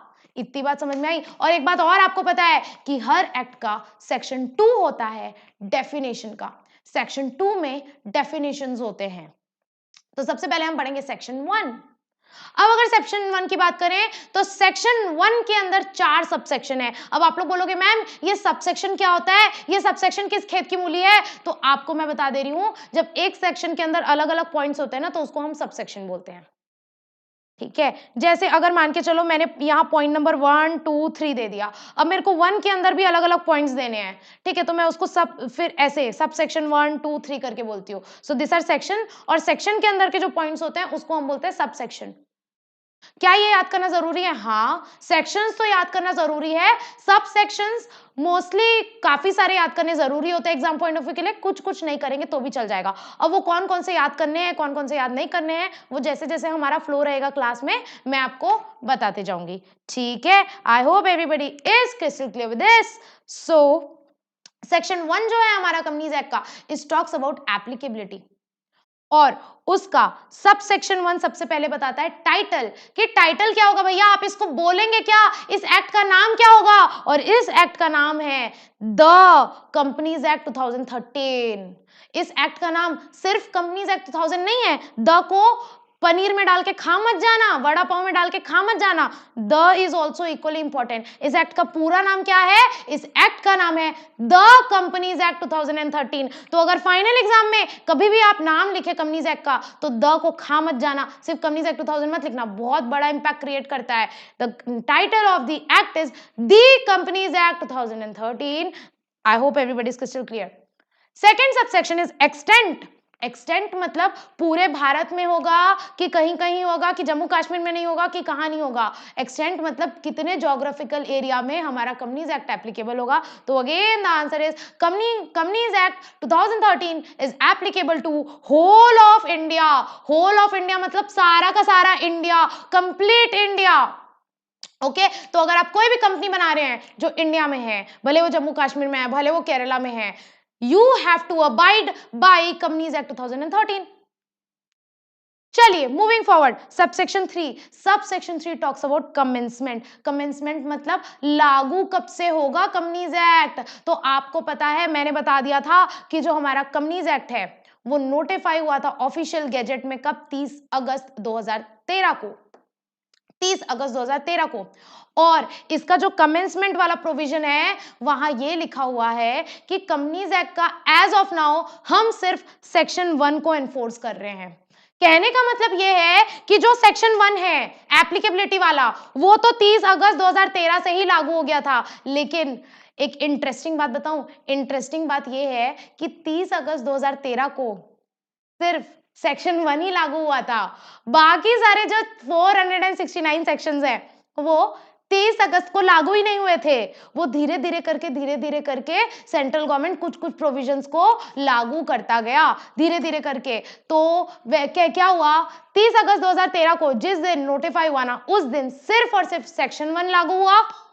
उसके बाद कुछ सेक्शंस 2013 में लागू हुए, कुछ सेक्शंस 2014 में लागू हुए और कुछ प्रोविजंस 2016 में लागू हुए। तो ऐसे धीरे धीरे करके थोड़ा थोड़ा करके कंपनीज एक्ट को लाया गया और थोड़ा थोड़ा करके हमारे कंपनीज एक्ट 2013 को लागू करता गया, लागू होता गया मतलब नोटिफाई होता गया। और अगर आज की बात करें तो as of now all the sections of Companies act 2013 are notified. Let me repeat it again. As of now, as on today, all the sections of Companies Act 2013 is notified. ठीक है, इतनी बात समझ में आई। कमेंसमेंट का point क्या बोलता है? कमेंसमेंट का पॉइंट ये बोलता है कि 30 अगस्त को ना सिर्फ सेक्शन 1 लागू हुआ था, बाकी सारे सेक्शन ना धीरे धीरे करके गवर्नमेंट ने लागू किए हैं। अब वो कौन कौन सी डेट को लागू किए हैं ये आपको नहीं पढ़ना है। इतनी बात समझ में आई, आगे बढ़ते हैं। Most important point ma'am, applicability, application. Companies act कौन कौन से बिजनेसेस को एप्लीकेबल होगा? कंपनीज एक्ट कौन कौन से बिजनेसेस को, किन किन लोगों को एप्लीकेबल होगा? सब सेक्शन 4 और section 1 talks about applicability, application. और एक जवाब तो सभी को पता होना चाहिए, कंपनीज एक्ट है, नाम से ही समझ में आ रहा है किसको एप्लीकेबल होगा? कंपनीज को। इजी। अच्छा देखो, अगर मैं आपसे पूछूं पार्टनरशिप एक्ट किसको एप्लीकेबल होगा, तो वो तो नाम से ही समझ में आ रहा है, पार्टनरशिप एक्ट पार्टनरशिप फर्म्स को एप्लीकेबल होगा। Similarly the companies act is applicable to companies. अब कंपनी कौन होती है? कंपनी ऐसे कोई भी आई गई नहीं होती है कि किसी भी एक्ट के अंदर बन गई कंपनी बन गई, नहीं। For the purpose of this law, for the purpose of Companies act 2013, company मतलब सिर्फ वो कंपनी जो हमारे कंपनी लॉ के अंदर बनी है, या तो कंपनीज एक्ट 2013 या तो पुराने कंपनी लॉ। पुराना कंपनी लॉ मतलब कंपनीज एक्ट 1956, कंपनीज एक्ट 1882 पुराने लॉ के अंदर बनी है। मतलब कंपनी, हर वो कंपनी जो हमारे कंपनीज एक्ट के अंदर बनी हुई है, हर वो कंपनी जो हमारे कंपनीज एक्ट के अंदर बनी हुई है, उन सारी कंपनीज को कंपनीज एक्ट का पालन करना पड़ेगा। मतलब फर्स्ट पॉइंट किसके ऊपर एप्लीकेबल होगा कंपनीज एक्ट? ऑब्वियस सी बात है, all those company which are registered under this act. This act मतलब कंपनीज एक्ट, उसके ऊपर तो एप्लीकेबल होगा ही होगा। अच्छा, तो इसके अलावा और किसी के ऊपर भी एप्लीकेबल हो सकता है क्या? हाँ जी, और किसी के ऊपर भी एप्लीकेबल हो सकता है। अब वो कौन है? वो कौन है? वो है पहला इंश्योरेंस कंपनी। अब आप लोग बोलेंगे ma'am insurance company, insurance company भी तो आखिर में कंपनी ही है। लेकिन मैं आप लोग को एक बात बता देना चाहती हूँ कि इंश्योरेंस कंपनी माना कि कंपनी है, लेकिन वो कंपनीज एक्ट के अंदर रजिस्टर नहीं होती है। इंश्योरेंस कंपनी का देयर इज प्रॉपर एक्ट। अगर मैं आपसे इंश्योरेंस कंपनी की बात करूं तो इंश्योरेंस कंपनी को लेकर के एक प्रॉपर कानून है और उस कानून का नाम है इंश्योरेंस एक्ट 1938। और एक और एक्ट है, उस एक्ट का नाम है insurance regulatory and development authority act, IRDA जिसको हम शॉर्ट में बोलते हैं, IRDA। तो आपको मैं एक बात बताना चाहती हूँ, जितनी भी इंश्योरेंस कंपनीज है ना, they are registered under the respective act, they are registered under insurance act. कभी भी इंश्योरेंस कंपनीज एक्ट के अंदर रजिस्टर नहीं होती। इसका मतलब यह है कि वो लोग पॉइंट नंबर 1 में कवर नहीं होंगे। पॉइंट नंबर 1 में सिर्फ ऐसी कंपनीज कवर्ड होती हैं जो कंपनी लॉ के अंदर बनी हुई हैं, जो कंपनी लॉ के अंदर रजिस्टर्ड है। जो कंपनीज एक्ट या तो पूरा प्रेजेंट कंपनीज एक्ट या तो पुराना कंपनीज एक्ट, पॉइंट नंबर 1 में सिर्फ ऐसी कंपनीज कवर होंगी जो हमारे कंपनी लॉ के अंदर रजिस्टर्ड है। तो अकॉर्डिंगली इंश्योरेंस कंपनी तो ऊपर कवर नहीं हुई ना, इसीलिए उसको अलग से कवर कर लिया गया और अलग से बोला गया कि हमारा कंपनीज एक्ट इंश्योरेंस कंपनीज के ऊपर भी एप्लीकेबल होगा, even though they are not registered under companies act, even though they are registered under insurance act और IRDA एक्ट। अब एक बात मैं बताऊं, एक बात यहां बहुत इंपॉर्टेंट लिखी हुई है और वो बात लिखी हुई है, except in so far as the said provision are inconsistent with the provision of insurance act. इसका क्या मतलब है मैडम, इसका क्या मतलब है? ये बहुत सारे बच्चों को ना CSET में समझ में नहीं आता था। क्यों? क्योंकि CSET में टीचर्स उतना डिटेल में पढ़ाते नहीं थे। अगर आपको पता है तो बहुत अच्छी बात है, अगर आपको नहीं पता है तो ध्यान से सुनना। देखो कई बार क्या होता है, अब अगर कोई इंश्योरेंस कंपनी है तो उसके ऊपर तो इंश्योरेंस एक्ट भी अप्लाई होगा और कंपनीज एक्ट भी अप्लाई होगा। अगर कोई इंश्योरेंस कंपनी है तो उसके ऊपर इंश्योरेंस एक्ट भी अप्लाई होगा और कंपनीज एक्ट भी अप्लाई होगा। बट जरूरी थोड़ी है कि हर बार दोनों सेम बात करे, हो सकता है कई बार दोनों के बीच में लड़ाई हो जाए। कहने का मतलब यह है कि इंश्योरेंस एक्ट कुछ और बोल रहा है और कंपनीज एक्ट कुछ और बोल रहा है, तो बेचारी इंश्योरेंस कंपनी तो घबरा जाएगी, मैं किसकी बात सुनूं, मैं किसका पालन करूं, इंश्योरेंस एक्ट का पालन करूं कि कंपनीज एक्ट का पालन करूं? क्यों? क्योंकि दोनों में इनकंसिस्टेंसी हो गई, दोनों में कंट्रावेंशन हो गया। ये कंपनीज एक्ट कुछ और बोल रहा है, इंश्योरेंस एक्ट कुछ और बोल रहा है। तो इंश्योरेंस कंपनी पूछेगी हम किसकी बात सुने, इस कानून की बात सुने कि इस कानून की बात सुने? तो लॉ बोलता है इस केस में अगर दोनों में झगड़ा हो जाता है ना, अगर दोनों में इनकंसिस्टेंसी आ जाती है, फॉर एग्जांपल अगर कंपनीज एक्ट बोलता है कि आपको साल में 4 बोर्ड मीटिंग करनी है और अगर आपको इंश्योरेंस एक्ट बोलता है कि नहीं नहीं साल में कम से कम 6 बोर्ड मीटिंग करनी है, तो आप किसकी बात सुनोगे? आप सुनोगे इंश्योरेंस एक्ट की। क्यों? क्योंकि आप ज्यूरिस्प्रूडेंस जो आपका JIGL है ना, उसमें आप एक इंटरप्रिटेशन का टॉपिक पढ़ेंगे जिसमें आप ये पढ़ेंगे कि हमेशा जब कोई लॉ स्पेसिफिक होता है और कोई लॉ जनरल होता है तो always specific law prevail over general law. Specific law मतलब पर्टिकुलर उस टॉपिक से रिलेटेड वो स्पेसिफिक एक्ट है। अब एक बात बताओ, कंपनीज एक्ट तो एक जनरल एक्ट है, लेकिन इंश्योरेंस कंपनीज के लिए एकदम स्पेसिफिक एक्ट कौन सा है? Insurance act. तो इसीलिए अगर कभी इंश्योरेंस एक्ट और कंपनीज एक्ट के बीच में झगड़ा हो जाता है ना, उस केस में हमें कंपनीज एक्ट कंप्लाई करने की जरूरत नहीं है, इंश्योरेंस एक्ट विल प्रिवेल। उस केस में हम किसको कंप्लाई करेंगे? उस केस में हम कंप्लाई करेंगे इंश्योरेंस एक्ट को। उस केस में we don't need to comply companies act. तो इसका मतलब समझ में आया कि जनरली तो companies act is applicable to insurance companies, but अगर कभी दोनों के बीच में इनकंसिस्टेंसी आ गई ना, अगर कभी कंपनीज एक्ट और इंश्योरेंस एक्ट या IRDA एक्ट के बीच में झगड़ा हो गया ना, इनकंसिस्टेंसी आ गई ना, तब कंपनीज एक्ट एप्लीकेबल नहीं होगा। तब हमें किसको कंप्लाई करना पड़ेगा? हमारे इंश्योरेंस एक्ट और IRDA एक्ट को। I hope everybody is crystal clear with this.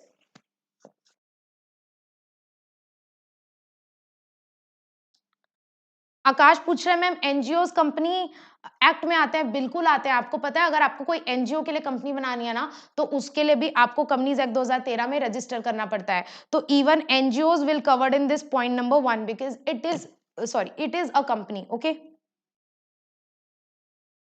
I hope everybody is crystal clear. अच्छा फटफट से बताओ, मजा आ रहा है क्या? मजा आ रहा है क्या? जोश कैसा लग रहा है? काफी सारी नई बातें आपको सीखने को मिली होगी बिकॉज ये थोड़ा सा इंट्रोडक्शन और बेसिक वाला चैप्टर है, तो हम बहुत ज्यादा आगे नहीं जाएंगे। 10 मिनट में आप लोग की क्लास एंड कर दूंगी, नहीं तो आप लोग रोने लग जाओगे, मैम 1.5 घंटा हो गया, बख्श दो हम लोग को। ठीक है, धीरे धीरे स्टार्टिंग में 1.5 घंटे की क्लास रखेंगे, बट हाँ धीरे धीरे जैसे आप हैबिचुअल हो जाएंगे हम उसको 2 घंटे में एक्सटेंड कर देंगे बाद में। ठीक है, okay. Let me know quickly, आप लोगों को समझ में आ रहा है कि नहीं? How is the flow, how is the जोश, हाउ इज द जोश? Akash is saying crystal clear ma'am, Jyoti is saying yes ma'am, okay ठीक है, Ankush is saying yes ma'am, बाकी सब, Ricky Singh ma'am crystal clear, okay ठीक है। अभी तो YouTube में है ना, आप लोग बोल नहीं पा रहे हैं, बट जब अपन गूगल मीट में जाएंगे ना, तो प्रॉपर टू वे इंटरेक्शन होगा ना, तब ज्यादा मजा आएगा, ठीक है। ऐप में भी मैं ले सकती हूँ, लेकिन ऐप में मेरा मन नहीं है, वाई? बिकॉज ऐप में there will be one way interaction, आप लोगों को अगेन चैट बॉक्स में अपने डाउट्स एंड ऑल पूछने पड़ेंगे, सो इसलिए I am preferring Google Meet और दैट जूम मीटिंग। आकाश बोल रहे हैं मैं मालूम ही नहीं पड़ा कि टाइम कब पार हो गया, आपको पता है 1.5 घंटे होने वाले हैं आप लोग की क्लास को, ठीक है चलो ओके, बकवास हो गई, आगे बढ़ते हैं। हम पढ़ रहे थे सेक्शन 1 का subsection 4 which talks about application. तो हमने पढ़ रहे हैं कंपनीज एक्ट किसको किसको एप्लीकेबल होता है। सबसे पहले तो ऐसी कंपनी जो इस एक्ट के अंदर बनी है, इस एक्ट मतलब कंपनी लॉ के अंदर बनी है। दूसरा इंश्योरेंस कंपनी, लेकिन अगर कभी इंश्योरेंस एक्ट और कंपनीज एक्ट के बीच में इनकंसिस्टेंसी आ गई ना, उस केस में कंपनीज एक्ट अप्लाई नहीं होगा। आगे बढ़ते हैं, बैंकिंग कंपनीज, बैंकिंग कंपनीज के ऊपर भी कंपनीज एक्ट अप्लाई होता है। मान के चलो कोई बैंक है एचडीएफसी बैंक, क्या एचडीएफसी बैंक को कंपनीज एक्ट का पालन करना है? बिल्कुल करना है। बैंकिंग कंपनीज के ऊपर भी कंपनीज एक्ट इज एप्लीकेबल। अब आप लोग बोलोगे मैम इसको अलग से क्यों लिखे हैं, ये तो ऊपर कंपनी वाले पॉइंट में कवर हो जाएगा ना, क्योंकि आखिर में ये भी तो कंपनी है ना। नहीं ना बेटा, बैंकिंग कंपनी जो होती है ना, वो कंपनीज एक्ट के अंदर रजिस्टर नहीं होती है। There is an act known as banking regulation act, there is an act known as banking regulation act 1949। जितनी भी बैंकिंग कंपनीज होती है वो रजिस्टर होती है बैंकिंग रेगुलेशन एक्ट के अंदर। बैंकिंग कंपनीज के लिए स्पेसिफिक कानून बना हुआ है बैंकिंग रेगुलेशन एक्ट, ठीक है। तो वो रजिस्टर्ड बैंकिंग रेगुलेशन एक्ट के अंदर होती हैं और उनके ऊपर एप्लीकेबल कंपनीज एक्ट भी होता है। तो अगर मैं कोई बैंकिंग कंपनी हूं, आई एम एचडीएफसी बैंक, मेरे ऊपर बैंकिंग रेगुलेशन एक्ट भी एप्लीकेबल होगा और मेरे ऊपर कंपनीज एक्ट भी एप्लीकेबल होगा, मेरे ऊपर दोनों एप्लीकेबल होगा। लेकिन मैम एक बात बताओ, अगर कभी दोनों एकदम नॉर्थ और साउथ बात करने लग जाए, बैंकिंग रेगुलेशन एक्ट कुछ और बोल रहा है, कंपनीज एक्ट कुछ और बोल रहा है, दोनों के बीच में इनकंसिस्टेंसी आ गई, दोनों के बीच में इनकंसिस्टेंसी आ गई, तो अब हम किसकी सुने? इसकी सुनूंगी तो ये बुरा मान जाएगा, इसकी सुनूंगी तो ये बुरा मान जाएगा, तो हम किसकी सुने? तो कंपनीज एक्ट बोलते हैं चिंता नहीं करने का, हम सोल्यूशन देकर के रखा है और हमने यहां बता रखा है except in so far the said provisions are inconsistent with banking regulation act. इसका मतलब ये है कि अगर कभी कंपनीज एक्ट और बैंकिंग रेगुलेशन एक्ट के बीच में तरावट आ गई, अगर दोनों के बीच में इनकंसिस्टेंसी आ गई, तो उस केस में we have to follow banking regulation act, उस केस में companies act will not apply. So generally company law will apply. Generally company law will apply to banking company also. But if Companies Act is inconsistent with Banking Regulation Act, in such case Companies Act will not apply and we have to comply with Banking Regulation Act. I hope everybody is crystal clear with this. Same concept जैसा insurance का था वैसा ही same concept banking companies का भी है।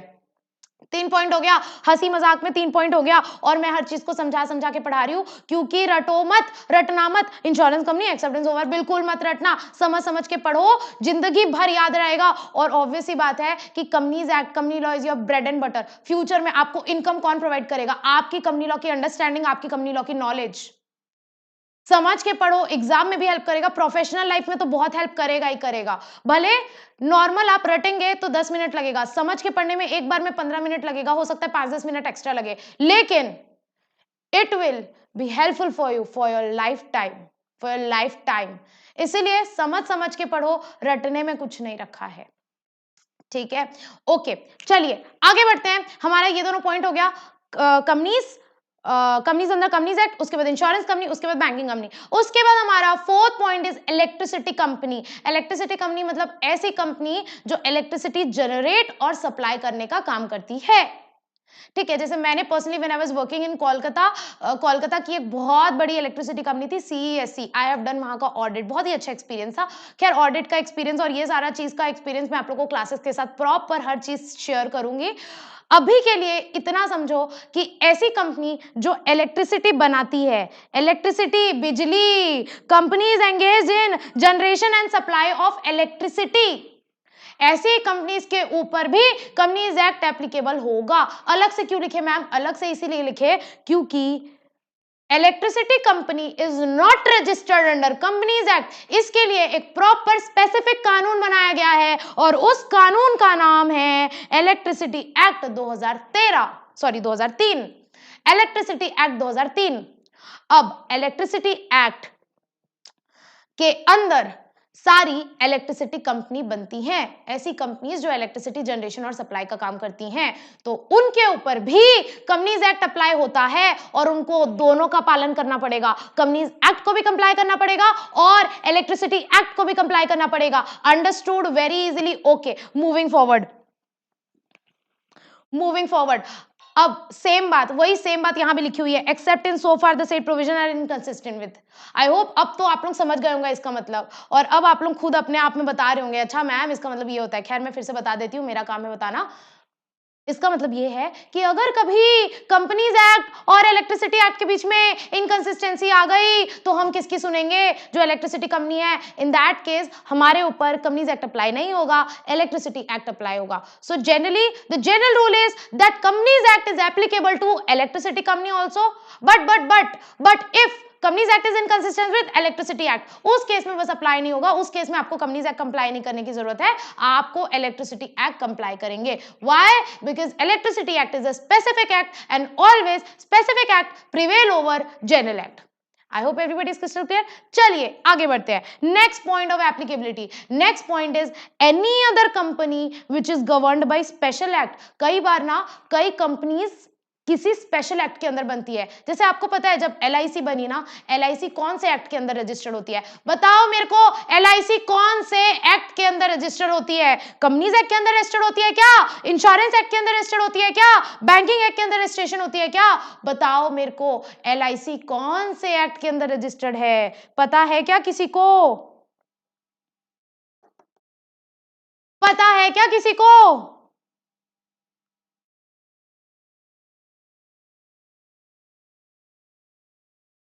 आकाश is saying LIC act 1956। Very good, very good, very good. आपको पता है LIC जब बनी थी ना, तो LIC को बनाने के लिए ना एक प्रॉपर कानून बनाया गया, एक स्पेशल एक्ट बनाया गया, एक स्पेशल एक्ट, और उस स्पेशल का नाम है, एक्ट का नाम है LIC एक्ट, और उस LIC एक्ट के अंदर LIC जो है वो बनी। तो अगर कोई ऐसी कंपनी है, फॉर एग्जाम्पल LIC, वो किसी स्पेशल एक्ट के अंदर बनती है, तो क्या उसके ऊपर भी कंपनीज एक्ट अप्लाई होगा? बिल्कुल कंपनीज एक्ट अप्लाई होगा, बिल्कुल कंपनीज एक्ट अप्लाई होगा। तो कोई दूसरी कंपनी जो स्पेशल एक्ट के अंदर बनी है, फॉर एग्जांपल LIC, तो उसके ऊपर भी कंपनीज एक्ट अप्लाई होगा। लेकिन अगेन सेम बात, except in so far as it is inconsistent. Same वही बात, इसका मतलब वही है कि फॉर एग्जांपल अब मैं LIC हूं, अब मेरे ऊपर तो कंपनीज एक्ट भी अप्लाई है, एप्लीकेबल है, और LIC एक्ट भी एप्लीकेबल है। लेकिन अगर कभी दोनों अलग अलग बात बोलने लग गए, दोनों के बीच में इनकंसिस्टेंसी आ गई, तो मैं किसकी सुनूंगी? कंपनीज एक्ट की सुनूंगी कि LIC एक्ट की सुनूंगी? तो again specific act prevail over general act. उस केस में मुझे कंपनीज एक्ट कंप्लाई करने की जरूरत नहीं है, उस केस में I will comply with LIC act. समझ में आया? तो generally companies act is applicable to any other company which is governed by special act, but except in case of inconsistency. अगर इनकंसिस्टेंसी है तो उस केस में कंपनीज एक्ट अप्लाई नहीं होगा, वो स्पेशल वाला एक्ट अप्लाई होगा। आई hope everybody is crystal clear. अच्छा, अगर किसी को लगे मैं फास्ट जा रही हूं तो please do let me know, because I am assuming ये यूट्यूब है, तो आई एम अज्यूमिंग ये सबको समझ में आ रहा है। अवंतिका सिंह मैम एक बार इंश्योरेंस और बैंकिंग फिर से एक्सप्लेन कर दो। बैंकिंग और इंश्योरेंस बाकी सबको भी नहीं समझ में आया क्या? अवंतिका आप मुझे व्हाट्सअप करना, मैं आपको अलग से समझा दूंगी, बिकॉज यहाँ बाकी सबको समझ में आ गया है। ओके, मैं आपको वॉइस नोट बना करके अलग से समझा दूंगी। अवंतिका ओके।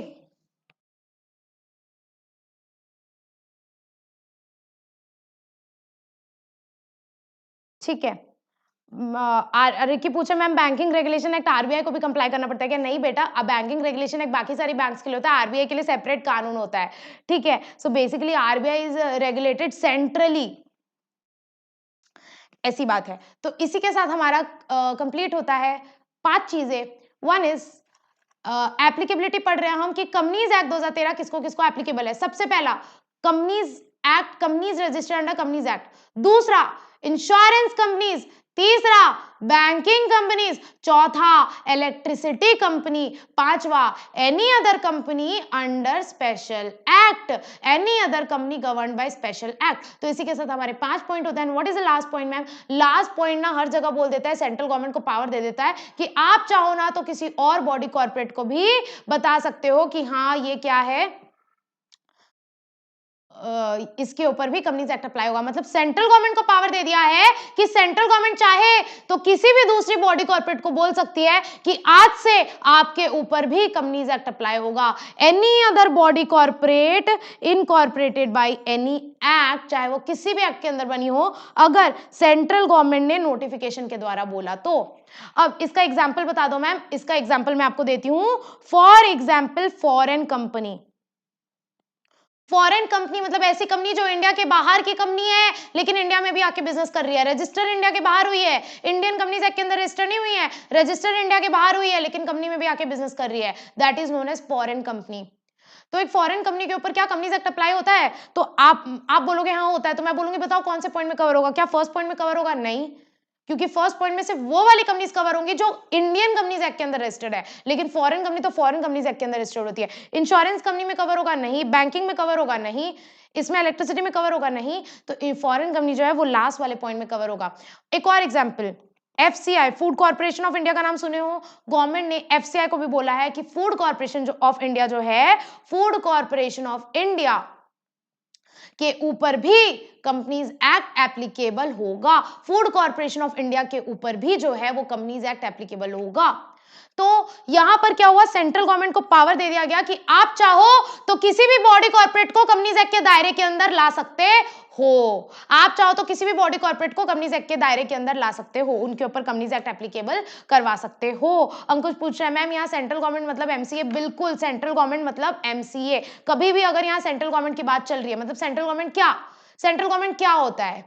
क्या होती है सेंट्रल गवर्नमेंट? नरेंद्र मोदी वो अकेले होते हैं कि सेंट्रल गवर्नमेंट मिनिस्ट्रीज होती है ना बहुत सारी। तो वही बात है, जब हम कंपनीज एक्ट में सेंट्रल गवर्नमेंट की बात कर रहे हैं तो क्या हम मिनिस्ट्री ऑफ डिफेंस की बात कर रहे हैं? क्या हम मिनिस्ट्री ऑफ रेलवे की बात कर रहे हैं? नहीं, obviously we are talking about ministry of corporate affairs. So whenever I say central government for the purpose of company law, it means I am referring to ministry of corporate affairs. ठीक है, right? Ministry of corporate affairs. Okay, so with this we are done with the applicability of Companies Act 2013 and चलिए quickly revise कर लेते हैं applicability of Companies act 2013। सबसे पहला ये कहां दिया हुआ है? ये दिया हुआ है सेक्शन 1 में। हर एक्ट की एप्लीकेबिलिटी उसके सेक्शन 1 में होती है।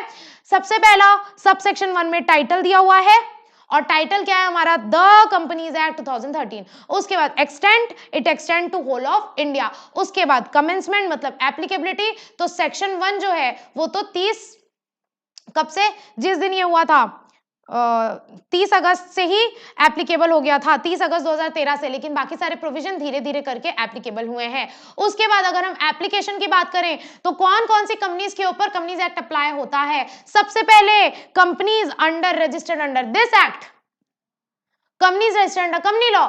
सेकंड, चिल्लाओ मेरे साथ, अपने घर में चिल्लाओ, भले घर वाले परेशान हो जाए, बोल बोल के पढ़ो। अभी तो मेरे को तो आपको आपकी आवाज सुनाई नहीं देगी, लेकिन आपके घर वालों को सुनाई देगी। बताओ उसके बाद कौन आएगा? इंश्योरेंस कंपनी, उसके बाद बैंकिंग कंपनी, उसके बाद इलेक्ट्रिसिटी कंपनी, मतलब ऐसी company which is engaged in generation and supply of electricity. उसके बाद companies governed by special act, example LIC. उसके बाद any other body corporate as notified by central government, example Food Corporation of India, foreign company. With this we are done with section 1 applicability of the Companies Act 2013.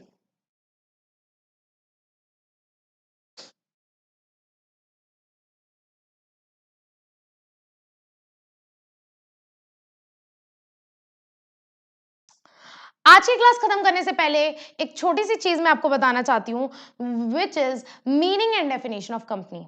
अब एक company का मतलब क्या होता है? अब देखो, मान के चलो मेरे को बिजनेस करना है, तो हमने बिजनेस चालू किया एडुमेंशन का, तो एडुमेंशन कंपनी बन गई क्या? मेरे को बताओ, एडुमेंशन कंपनी बन गई क्या? ऐसे ही अपने आप कंपनी बन जाती है क्या? मैं चाहती हूँ कंपनी बना करके बिजनेस का, मेरे को क्या, मैं ऐसे ही बस मैंने एडुमेंशन चालू कर लिया, पढ़ाना चालू कर लिया, क्या एडुमेंशन कंपनी बन गई क्या? The answer is no. The answer is no. Then what do you mean by company? आपको पता है, अब मान के चलो 4 लोगों ने मिलकर डिसाइड किया, ठीक है हम साथ में बिजनेस करेंगे। आकाश, अंकुश, रिकी और प्रेरणा ने बोला ठीक है हम लोग चारों मिलकर बिजनेस करेंगे, चलो कंपनी बना के बिजनेस करते हैं। तो उन चारों ने पैसा लगाया, लेकिन क्या कंपनी बन गई? नहीं। कंपनी बनने के लिए आपको किसी न किसी कानून के अंदर रजिस्टर करना पड़ता है, अपने आप को किसी एक्ट के अंदर रजिस्टर करना पड़ता है, गवर्नमेंट के पास रजिस्ट्रेशन करना पड़ता है। और according to companies act 2013, company मतलब ऐसी company, company means a company which is incorporated under companies act 2013 और any other previous company law. अब एक बात बताओ, अगर मैं आईटीसी की बात करूं, आईटीसी सबने सुना होगा नाम, आईटीसी हमारी Indian tobacco company. ITC ITC कब बनी थी पता है? आईटीसी बनी थी 1910 में। आपको पता है आईटीसी कब से है? आजकल से नहीं बनी है, 19,010 से चल रही है। तो एक बात बताओ, 19,010 में क्या कंपनीज एक्ट 2013 आया था? नहीं, उस समय तो कंपनीज एक्ट 1882 वाला एक्ट चल रहा था।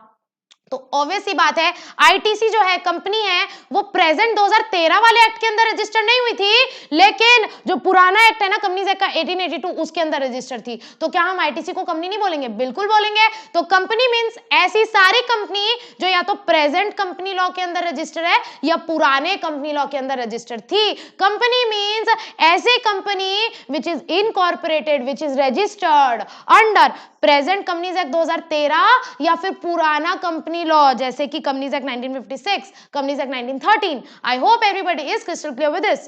कंपनी क्या होती है? अब आपको पता है एक बात कि कंपनीज एक्ट में जितनी भी डेफिनेशंस दी हुई हैं, definition it is given in section number 2। All the definitions are given in section number 2। अब आपको मैं एक बात बताऊं, पता नहीं किसी ने बताया होगा कि नहीं अभी तक, जितनी भी डेफिनेशन होती है ना सारी अल्फाबेटिकल ऑर्डर में होती है। अल्फाबेटिकल ऑर्डर का क्या मतलब है? जैसे स्कूल में आपके रोल नंबर होता था ना, जिसका नाम ए से चालू होता था उसका रोल नंबर पहले आता था, जिसका नाम जेड से चालू होता था फॉर एग्जांपल जैबरा तो उसका नाम लास्ट में आता था। ऐसा है, जैसे अंकुश का नाम ए से चालू हो रहा है तो उसका नाम पहले आएगा, आकाश का नाम उससे भी पहले आएगा क्योंकि ए के बाद के आ रहा है। तो वैसे ही जितने भी सेक्शन डेफिनेशन है ना वो अल्फाबेटिकल ऑर्डर में है। मतलब अगर किसी का नाम ए से चालू हो रहा है तो फॉर एग्जांपल एसोसिएट कंपनी, तो उसका पहले दिया रहेगा। तो जैसे 2 subsection 1, 2 subsection 2, 2 subsection 3, 2 subsection 4। Section 2 में नंबरिंग करके सबसेक्शन 4, सबसेक्शन 5, सबसेक्शन 6 ऐसे करके डेफिनेशंस दी हुई है और ये पूरी डेफिनेशंस जो है अल्फाबेटिकल ऑर्डर में होती है, मतलब लाइन से A B C D E F G H I J K L M N O ऐसे करके डेफिनेशन जाती है। तो सिमिलरली जो हमारा कंपनी की डेफिनेशन है, देखो कंपनी क्या होता है, तो कंपनी सी से चालू हो रहा है तो ये थोड़े देर के बाद आता है और ये आता है 2 क्लॉज 20 में, ये आता है 2 क्लॉज 20 में। कंपनी कहां डिफाइंड है? अच्छा सब सेक्शन सेक्शन की बिल्कुल चिंता मत करो, क्लासेस के साथ साथ मैं इतनी बार रिवाइज करवा दूंगी, इतनी बार रिवाइज करवा दूंगी कि मुंह जबानी आपको पूरे सेक्शन याद हो जाएंगे, दिल दिमाग सब जगह बैठ जाएंगे। ठीक है, तो अगर मैं पूछूं कंपनी कहां डिफाइंड है, सेक्शन 2 में तो डिफाइंड है, लेकिन सेक्शन 2 के कौन से सबसेक्शन में डिफाइंड है? तो सेक्शन 2 सबसेक्शन 20 में कंपनी डिफाइंड है। अच्छा एक बात और मैं बता दूं, हर सेक्शन के जो अंदर सब सेक्शन होते हैं उनको हम सब सेक्शन बोलते हैं। जैसे मान के चलो ये है मेरा सेक्शन 1, अब सेक्शन 1, अब सेक्शन 1 के अंदर 4 पॉइंट है 1 2 3 4, तो इसको हम बोलते हैं सब सेक्शन। फॉर एग्जांपल मेरा है सेक्शन 135, अब सेक्शन 135 के अंदर 5 नंबर हैं 1 2 3 4 5, तो इसको हम बोलेंगे सेक्शन 135 सब section 1, sub section 2, sub section 3, sub section 4, sub section 5। एक इंपॉर्टेंट बात कि अगर अब इस फर्दर सबसेक्शन 1 के अंदर 2 पॉइंट रहेंगे ए और बी, तो इसको हम बोलते हैं सेक्शन। सेक्शन के अंदर जो सब पॉइंट्स होते हैं उसको हम बोलते हैं सब सेक्शंस, और सब सेक्शन के अंदर जो सब पॉइंट्स होते हैं उसको हम बोलते हैं क्लॉजेस। मतलब सेक्शन के बाद आता है सब सेक्शन, सब सेक्शन के बाद आता है क्लॉज। फॉर एग्जांपल अगर मैं बोलूं कि सेक्शन 135 है, 135 के अंदर पॉइंट 1 है, पॉइंट 2 है, पॉइंट 3 है, और पॉइंट 1 के अंदर अगेन पॉइंट ए और पॉइंट बी है, तो इसको हम बोलेंगे सेक्शन 135 सब section 1 clause A clause B. ये मैं आपको पढ़ना सिखा रही हूं कि कंपनीज एक्ट को आप पढ़ेंगे किस तरह से। मेन पॉइंट जो होते हैं वो होते हैं सेक्शन, उसके अंदर वाले पॉइंट सब सेक्शन और उसके अंदर वाले पॉइंट क्लॉज। उसके अंदर वाले पॉइंट क्लॉज। इतनी बात समझ में आई। लेकिन अगर हम सेक्शन 2 की बात करें ना, मैडम, तो सेक्शन 2 के अंदर बहुत सारे सब पॉइंट्स हैं, जैसे 1 2 3। इसमें हम कभी भी सब सेक्शन नहीं बोलते हैं, इसमें हम डायरेक्टली जंप कर जाते हैं क्लॉज में। तो इसको आप क्या रीड करेंगे? इसको आप रीड करेंगे section 2 clause 1, section 2 clause 2, section 2 clause 3, ऐसा। तो कंपनी कहां डिफाइंड है? Company is defined in section 2 clause 20। Company कहां डिफाइंड है? The word company is defined in section 2 clause 20 of the companies act 2013। और कंपनी का मतलब क्या है? सिंपली मतलब आप समझ गए मैम, कंपनी मतलब ऐसी कंपनी जो इंडिया के कंपनी लॉ के अंदर रजिस्टर्ड है, या तो वो प्रेजेंट वाला लॉ है या तो वो प्रीवियस लॉ है। ठीक है, डेफिनेशन रटा गई होगी, समझ में आ गई होगी पूरा डिटेल में कि कंपनी मतलब होता क्या है। Company means a company incorporated under companies act 2013 और any other previous company law और any other previous company law. I hope everybody is crystal clear. तो यहां कंप्लीट होता है हमारा basic introduction, my introduction, your course का introduction, your syllabus का introduction, everything. ठीक है, ये बात हो गई। उसके बाद हमने पढ़ा कंपनीज एक्ट का हिस्ट्री, पढ़ा कि कंपनीज एक्ट आया कहां से। उसके बाद हमने पढ़ा हमारे पूरा स्ट्रक्चर, एक्ट क्या होता है, रूल्स क्या होता है, हमने एडमिनिस्ट्रेशन पढ़ा, एमसीए क्या होता है, आरडी क्या होता है, आरओसी क्या होता है। उसके बाद हमने कंपनी का मतलब समझा। So this was just a basic introduction day. I hope आप लोग को समझ में आ रहा है जो मैं पढ़ाना चाह रही हूँ। ठीक है, अगर रिवीजन करते दौरान किसी को कोई डाउट आता है तो आप मेरे से व्हाट्सएप करके या कॉल करके पूछ सकते हैं, बिल्कुल without any hesitation. Okay, and I hope कल आप लोग आएंगे दोबारे से इतने ही मजे के साथ कंपनीज एक्ट पढ़ने के लिए। एंड कल आने से पहले रिवाइज करके आएंगे, बिना रिवाइज किए नहीं आना है, बिना रिवाइज किए नहीं आना है। कल की क्लास से पहले आज जो पढ़ा उसको आप रिवाइज करके आएंगे। तो इसी के साथ हम लोग आज की क्लास खत्म करते हैं। ठीक है,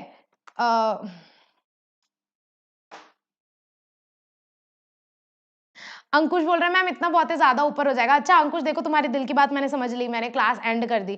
ठीक है, आज के लिए इतना काफी है। स्टार्टिंग में हम थोड़ा सा स्लो चलेंगे, क्यों? क्योंकि कंपनी लॉ आपके लिए पूरा नया है। सीएसईटी में आप इतू सा कंपनी लॉ पढ़ते हैं, सीएसईटी में ना कुछ कंपनी लॉ का सी भी नहीं है।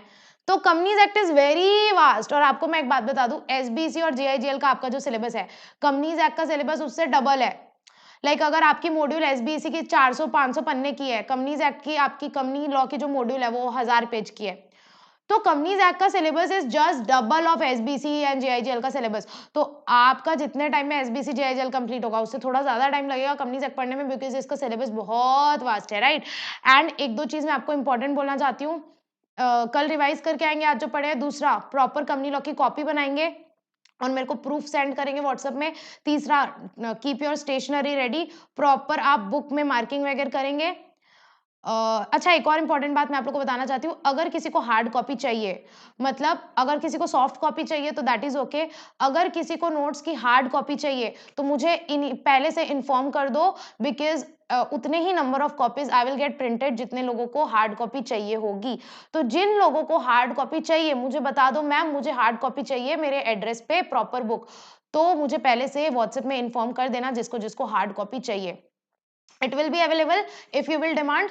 ठीक है, तो हार्ड कॉपी बिल्कुल अवेलेबल हो जाएगी, मुझे बता देना बस जिसको जिसको भी हार्ड कॉपी चाहिए, ऐसा रहेगा। एंड आई वुड से कि कंपनी लॉ के लिए प्रॉपर आप लोग डेली का डेली रिवीजन करेंगे एंड सिंसियर होके पढ़ेंगे और प्रॉपर हर चीज को समझ करके। जो भी डाउट्स होता है बिल्कुल बिंदास में से पूछिए, आई विल क्लियर योर सिली से सिली डाउट और अच्छे से अच्छा डाउट भी, एवरी डाउट। ठीक है, आकाश पूछ रहा है फीस कितनी है। फीस मैं ऑलरेडी बता चुकी हूँ सबको। आकाश मुझे व्हाट्सएप में टेक्स्ट कर लेना, किसी को फीस वगैरह की जानकारी चाहिए या कोर्स के बारे में और कोई जानकारी चाहिए, मुझे आप कॉल करके या व्हाट्सएप करके बिल्कुल पूछ सकते हैं। ठीक है, and if you get registered before 30th November then you will get 10% off also. बाकी फीस का उतना कोई इशू नहीं है। I am enjoying. Teaching you all, right? So मेरे लिए आप लोग इंपॉर्टेंट हैं, और अगर आप लोग मेरी क्लास लेते हैं, then I can assure you I will never fail you in company law. ठीक है, I will never fail you in company law. Till the day of exam आप लोग को मेरा सपोर्ट रहेगा, एंड हर चीज को हम कवर करते हुए बहुत ही आराम से, बहुत ही एकदम कंफर्टेबिलिटी के साथ पढ़ेंगे। अगर किसी को कोर्स को लेकर के कोई डाउट है प्रॉपर, तो आप मुझे व्हाट्सएप करके, कॉल करके पूछ सकते हैं, ठीक है? इसी के साथ आज की क्लास एंड करते हैं। कल दोबारा हम मिलेंगे 6 बजे। 6 से कुछ 7:30 तक क्लास रहेगा। आज वैसे 15 मिनट एक्सटेंड हो गया, बट आई होप आप लोगों को अच्छा लगा। ठीक है, तो कल फिर मिलेंगे 6 बजे। आज की क्लास यहीं एंड करते हैं। Take care everybody. Bye bye. Take care. Bye bye everybody.